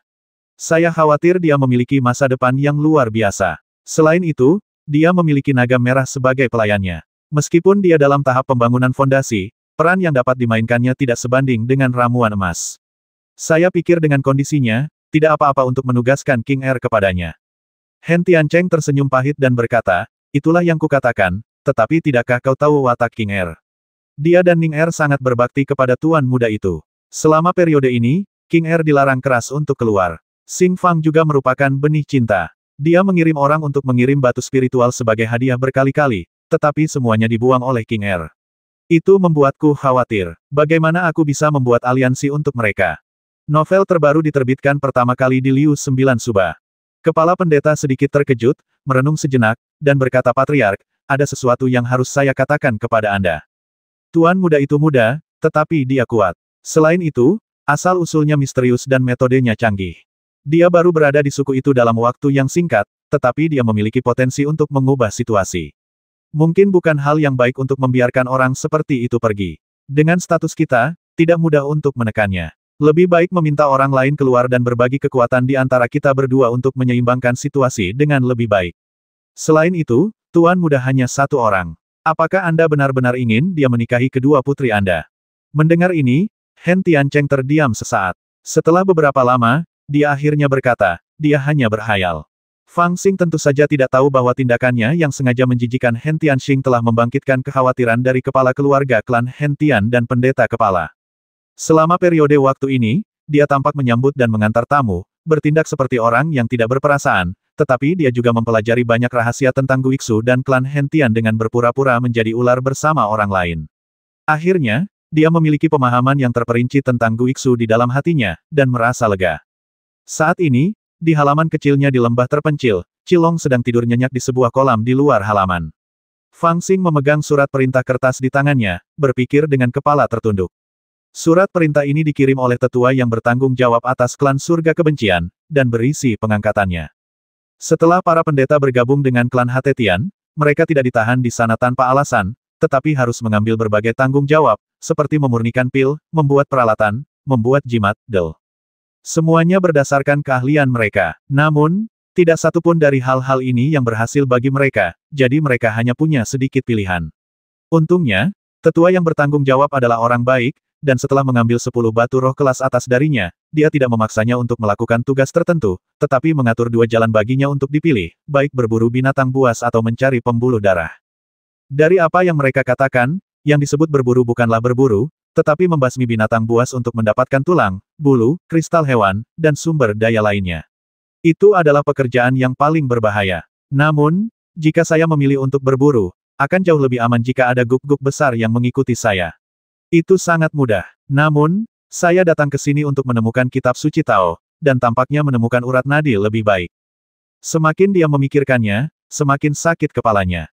Dia tidak bisa menahan diri untuk tidak mendesah. Menurut apa yang dikatakan gadis lian itu, jika kamu tidak menemukan Daozang, kamu tidak bisa begitu saja membentuk ramuan emas. Jika kamu hanya tinggal di tempat terkutuk ini dan tidak menjadi pembudidaya ramuan emas, kamu tidak akan pernah bisa menunjukkan bakatmu. Bahkan dengan kekuatan guk-guk besar ini, itu tidak cukup untuk merajalela di mana-mana. Bagaimana kamu bisa melakukan sesuatu yang menarik? Jika kamu membuat masalah, sulit untuk melarikan diri. Berpikir secara diam-diam, dia akhirnya membuat keputusan dalam hatinya. Saya mendengar dari orang menyebalkan ini bahwa ada tempat rahasia jauh di dalam Guiksu, yang dalam, misterius, dan berbahaya. Klan Sunlong telah mencoba selama ribuan tahun, tetapi tidak pernah berhasil masuk. Tampaknya jika Sekte Tao tertinggi benar-benar memiliki kitab suci Tao yang tersisa, kemungkinan besar kitab suci itu ada di sana. Dalam hal ini, saya tidak punya pilihan selain memilih tim Sun Mei. Tidak ada alasan bagi gadis teratai untuk menjebak saya di tempat yang tidak dapat saya tinggalkan. Mungkin kitab suci Tao dan metode untuk meninggalkan Guiksu disembunyikan di tempat itu. Setelah memasuki Guiksu, Fang Xing secara alami mempelajari pesan yang ditinggalkan Lianu untuknya dan memahami apa yang dikatakan Lianu kepadanya. Dengan kondisi Fang Xing saat ini yang sangat sempurna dalam membangun fondasi, bukanlah tugas yang sulit baginya untuk membentuk ramuan. Dia memiliki banyak formula ramuan dan obat-obatan spiritual yang dibutuhkan untuk membentuk ramuan, yang tidak sulit ditemukan di Guiksu. Dia juga tidak khawatir tentang keterampilan dan metode yang dibutuhkan untuk memahami jalan agung ramuan emas. Belum lagi hal lain, metode di kepala Huang Fu Daozi berasal dari seni penghancuran mesin ilahi, yang benar-benar misterius. Dapat dikatakan bahwa jika Fang Xing ingin membentuk pil sekarang, dengan fondasinya yang sempurna dalam tahap pembentukan fondasi, itu hanya masalah pemikiran. Namun, ramuan emas yang terbentuk dengan cara ini sama sekali tidak masuk akal dan fondasinya tidak stabil. Menurut perkataan gadis teratai, akan sulit untuk mencapai Dao yang agung di masa mendatang. Fang Xing benar-benar memahami bahwa meskipun dia memiliki sutra transformasi agung, sutra induksi agung, keterampilan tak bernama yang diwariskan oleh pedang hitam agung, kekuatan sihir roda gerindra agung yin yang, dan berbagai metode lainnya, sutra transformasi agung merupakan metode pemurnian harta surga dan bumi. Sutra Induksi Agung merupakan metode pengembangan kesadaran spiritual, keterampilan tak bernama merupakan kumpulan buku yang menjelaskan cara membasmi orang, dan roda gerindra Agung Yin yang merupakan kekuatan sihir yang lebih sederhana. Adapun metode kultivasinya sendiri, ia masih mengikuti metode yang telah disempurnakan Bai Qianzhang berdasarkan metode dasar Sekte Qingyun, bab tempering Qi Qingyun, dengan wawasan dan pemahamannya sendiri. Itu sudah cukup untuk mendukungnya maju ke puncak pembangunan fondasi, tetapi tidak cukup baginya untuk membentuk ramuan emas, karena, untuk membentuk ramuan emas, diperlukan bimbingan Taoisme yang mendalam dan misterius, dan itu tidak dapat dicapai hanya dengan mengumpulkan sumber daya. Metode yang Anda pahami saat membentuk ramuan emas menentukan arah latihan Anda di masa mendatang, jadi ini sangatlah penting. Bahkan jika Fang Xing mempraktikkan teknik mesin ilahi penghancur dan dapat membentuk ramuan emas, metode yang diketahui Huang Fu Daozi di kepalanya hanya dapat mencapai alam ramuan emas, tetapi tidak ada sistem lengkap selanjutnya. Bagaimana Fang Xing dapat berlatih di masa depan? Lebih jauh lagi, meskipun keluarga Huang Fu memiliki reputasi besar di Nanzan, Fang Xing merasa bahwa karena mereka telah diusir dari Shenzhou, mereka mungkin hanya orang biasa. Dia juga meremehkan metode keluarga Huang Fu. Setelah memikirkannya, satu-satunya hal yang membuat hatinya berdebar adalah kanon Tao yang ditinggalkan oleh tradisi Tao tertinggi, yang bahkan sangat dihargai oleh Lian Nu. Hanya kanon Tao dari Taoisme tertinggi, yang begitu kuat sehingga dia dapat mengirimkan guntur dari langit dan menghantam 33 surga, yang layak menyandang identitas Guru Fang. Oleh karena itu, ia juga ingin menemukan kanon Tao tertinggi, memahami prinsip-prinsip di dalamnya, dan kemudian membentuk ramuan emasnya sendiri. Jika seseorang ingin menemukan harta karun Tao tertinggi, seseorang harus menjelajahi kedalaman Guiksu dan mencari urat nadinya. Untuk melakukan ini, seseorang harus bergabung dengan tim pencari urat nadi klan. Tanggung jawab di sini adalah mencari tambang urat nadi spiritual yang aman dan tambang batu spiritual yang langka di antara pegunungan dan rawa-rawa yang dalam tempat binatang buas berkeliaran dan bahaya merajalela. Lebih jauh, seseorang harus memahami rahasia yang dalam di Guiksu dan mencari metode yang dapat dengan aman memasuki kedalaman Guiksu. Tentu saja, pada kenyataannya, orang yang paling cocok bagi Fang Xing untuk menemukan kitab suci Tao adalah klan Sun Long di Guiksu. Tidak seperti beberapa klan besar lainnya seperti klan Hentian, klan Feng Tian, klan Bai Yue, dan klan Yuzhou, klan Sun Long sulit ditemukan dan tidak ada yang tahu di mana mereka berkumpul. Yang kita tahu adalah bahwa mereka adalah sekelompok orang gila yang memasuki Guiksu untuk mencari kitab suci Tao yang ditinggalkan oleh tradisi Tao tertinggi. Karena klan seperti itu sudah ada ribuan tahun yang lalu, mereka belum menyerah sampai sekarang, yang menunjukkan kegigihan mereka. Berkali-kali, klan-klan di Guiksu bahkan telah melupakan keberadaan klan Sun Long. Kenangan terbaru adalah 3 tahun lalu, ketika seseorang dari klan Sun Long menyelinap ke paviliun rahasia klan Hentian, mencoba mencuri harta karun rahasia yang ditinggalkan oleh leluhur Hentian. Akibatnya, harta karun itu ditemukan oleh beberapa pendeta dan tetua klan Hentian, dan perkelahian pun terjadi. Anggota klan Sun Long ditangkap di depan umum dan tanda di tubuhnya dikenali. Sayangnya, orang itu tidak ragu-ragu dan menemukan kesempatan untuk memutuskan meridiannya sendiri dan menghancurkan jiwanya. Klan Hentian bahkan tidak mendapat kesempatan untuk menginterogasinya, dan karena itu tidak pernah tahu apa tujuan klan Sun Long menyelinap ke paviliun rahasia saat itu. Namun, sejak saat itu, mereka telah waspada dan berjaga-jaga terhadap seseorang yang menyelinap ke tempat berkumpul klan Hentian. Ketika Fang Xing tiba-tiba muncul, dia dicurigai sebagai anggota klan Sun Long. Bagaimanapun, klan Sun Long seharusnya menjadi orang-orang yang paling tahu tentang rahasia yang tersembunyi di Guiksu. Sayang sekali Fang Xing bahkan tidak tahu di mana mereka berada. Kalau tidak, akan menjadi ide yang bagus untuk mencari kesempatan untuk membuat keributan besar di klan Hentian dan kemudian meminta bantuan mereka. Saat ini, tidak ada cara lain. Jika Anda ingin mengetahui rahasia yang tersembunyi di Guiksu, Anda hanya dapat bergabung dengan tim eksplorasi pulsa. Setelah Fang Xing membuat keputusannya, ia pergi melapor kepada tetua yang kurus tapi rakus yang bertanggung jawab. Ketika tetua itu melihat pilihan Fang Xing, ia mencibir dan berkata, dengan syarat yang ditawarkan oleh Xinggong, akan sangat bagus jika kau bisa bergabung dengan tim pemburu binatang buas. Dengan adanya naga merah di sini, kau tidak perlu memburu binatang buas sendiri. Kau bersikeras bergabung dengan tim penjelajah denyut nadi. Apakah kau ingin menjelajahi tempat rahasia itu? Fang Xing sudah terbiasa dengan hal itu sekarang. Ketika pertama kali memasuki Guiksu, dia mengira bahwa urusan Daozang adalah rahasia di Guiksu. Kemudian, dia menyadari bahwa dia telah berpikir terlalu banyak. Hampir semua orang di Guiksu tahu tentang Daozang. Kalau dipikir-pikir, bahkan keluarga Sun Long, yang menghususkan diri dalam menemukan Daozang, muncul. Bagaimana rahasia ini bisa dirahasiakan? Hanya saja tidak ada yang menemukannya selama ribuan tahun, sehingga orang-orang kehilangan minat terhadapnya. Fang Xing menghela napas dan berkata sambil tersenyum karena kita berada di tempat terkutuk ini, kita harus mencari sesuatu untuk dilakukan. Tetua yang bertanggung jawab tertawa dan berkata, benar sekali. Setiap penyembah baru yang datang ke sini, apapun alasannya, sangat tertarik pada Daosang.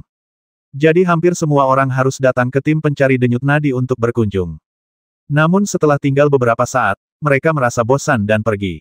Temanmu sangat murah hati. Aku benci Tian Hao karena memperlakukanmu sebagai teman. Sejujurnya, itu benar-benar tidak berguna. Daozang ada dalam legenda, tetapi siapa yang pernah melihatnya? Selain itu, di Guiksu, aturan langit dan bumi membatasi tingkat kultivasi tertinggi pada inti emas. Apa gunanya menemukan Daozang? Lebih baik bekerja lebih banyak untuk klan, berjuang untuk beberapa sumber daya, dan meningkatkan kultivasimu. Fang Xing agak terdiam, dan berkata sambil tersenyum kecut, Daozang adalah masalah kecil, tetapi apakah kamu pernah berpikir untuk pergi? Hen Tianhao tersenyum pahit dan berkata, saya selalu mendengar para penyembahmu membicarakan dunia luar. Siapa yang tidak ingin keluar? Sayang sekali pikiran untuk keluar bahkan lebih tipis. Klan Hen Tian kami adalah salah satu klan tertua di Guiksu. Nenek moyang kami telah tinggal di sini entah berapa tahun. Namun, kecuali saat dunia berubah drastis 3000 tahun yang lalu, seseorang melarikan diri. Siapa yang pernah melihat jalan untuk meninggalkan Guiksu? Jadi saya katakan, sebaiknya Anda menyerah pada pikiran ini. Begitu Anda memasuki Guiksu, bersiaplah untuk dimakamkan di sini. Jika Anda benar-benar ingin mengetahui rahasia yang mendalam di Guiksu, tunggu sampai Anda menjadi menantu pemimpin klan, lalu pergilah ke paviliun rahasia untuk melihat-lihat dengan saksama. Saat berbicara, dia tertawa terbahak-bahak. Berita tentang hubungan Fang Xing dengan nona muda itu telah menyebar di antara klan. Namun, semua orang tahu bahwa Fang Xing telah memberikan hadiah berkali-kali, tetapi seringkali diusir oleh nona muda itu tanpa ragu-ragu. Ini telah menjadi lelucon dan dia sering diejek. Itu masuk akal. Setelah mendengar ini, mata Fang Xing berbinar, dia tersenyum, dan berjalan keluar dengan tangan di belakang punggungnya. Suara Hen Tianhao datang dari belakang, kalau begitu aku akan menugaskanmu ke tim pemburu binatang. Kau harus berterima kasih padaku dengan 2 batu roh. Fang Xing berkata tanpa menoleh sedikit pun, kemarilah dan minum bersamaku lain kali, aku akan memberimu $3. Hen Tianhao sangat gembira, Xing Gongsheng ini adalah orang baik, jauh lebih baik daripada Shao Zun yang berwajah muram sepanjang hari. Novel terbaru diterbitkan pertama kali di Liu 9 Suba. Tanpa dia sadari, Fang Xing juga mengira bahwa dia adalah orang baik. Sebuah ucapan yang tidak disengaja mengingatkan Fang Xing bahwa dia pernah menunjukkan ketertarikannya pada wanita muda itu sebelumnya. Terus terang saja, dia hanya ingin membuatnya jijik. Karena dia tidak bisa membasmi wanita ini secara langsung, dia bisa mendapatkan bunga. Apa yang dikatakan Hen Tianhao membuatnya berpikir tentang hal itu, jadi dia melakukannya dengan sungguh-sungguh. Paviliun rahasia adalah tempat rahasia klan Hatetian. Orang biasa tidak diperbolehkan masuk. Bahkan Fang Xing, yang memiliki status tinggi di klan Hatetian, tidak dapat mendekatinya. Hanya pemimpin klan, pendeta kepala, dan beberapa tetua lainnya yang dapat masuk. Dengan kualifikasi Fang Xing, dia mungkin tidak akan memenuhi syarat bahkan jika dia tinggal di klan Hatetian selama 100 tahun, jadi dia harus menggunakan cara lain. Selain hal-hal lain, Fang Xing telah mengetahui hampir semuanya selama kurun waktu ini. Pemimpin klan Hentian tidak memiliki menantu laki-laki, jadi dia telah mengadopsi seorang menantu laki-laki dan benar-benar memperlakukannya sebagai putranya sendiri, yang bahkan memenuhi syarat untuk mewarisi posisi pemimpin klan berikutnya. Sulit untuk dipahami, tetapi pada kenyataannya, jika Anda menikah dengan klan Hentian, anak-anak yang lahir juga akan memiliki nama keluarga Hentian. Tidak mungkin untuk mempertahankan nama keluarga Anda sendiri. Oleh karena itu, tidak peduli siapa yang mewarisi posisi pemimpin klan, posisi dominan klan Hentian tidak akan berubah. Yang disebut pemimpin klan sebenarnya adalah orang yang cakap dan berani yang bekerja untuk para tetua agung dan pendeta agung di atasnya, dan membantu mereka mengurus hal-hal sepele yang terlalu tidak sabar untuk mereka urus. Itu tidak sejelas dunia luar, di mana ada perbedaan antara dalam dan luar. Lagi pula, klan Hentian telah diwariskan turun-temurun selama bertahun-tahun yang tak terhitung jumlahnya, dan banyak pendeta telah bergabung, jadi konsep garis keturunan telah lama membingungkan. Karena alasan ini, di masa depan, selama dia benar-benar dapat berurusan dengan nona muda itu dan mendapatkan kepercayaan dari keluarga Hatetian, dan bahkan terdaftar sebagai pewaris pemimpin klan, maka memasuki paviliun rahasia tidak akan menjadi hal yang sangat sulit. Bahkan jika dia gagal, dia juga dapat menghubungi lebih banyak orang dari garis keturunan utama keluarga Hatetian dalam prosesnya, mencari tahu lebih banyak tentang paviliun rahasia, dan melihat apakah ada peluang untuk melakukan sesuatu. Setelah kembali ke halaman, Fang Xing mengambil beberapa batu roh lagi dan membungkusnya. Setelah berpikir sejenak, dia mengambil beberapa lagi. Sebelumnya, dia selalu memberi Hen Tianxing 2 atau 3 batu roh untuk membuatnya jijik. Namun kali ini berbeda. Dia benar-benar siap menghadapinya, jadi dia menaruh 2 lagi untuk menunjukkan bahwa dia masih tulus. Dia tidak mengirim pembantu untuk mengantarkan batu roh, tetapi datang dengan gembira. Kalau bicara soal berurusan dengan gadis muda, Paman Fang cukup cakap. Paman keempat mengajarkan semua itu padanya. Dalam perjalanan ke halaman Hen Tianxing, dia mulai berpikir haruskah aku memberinya obat atau membuatnya pingsan dan membawanya kembali. 400.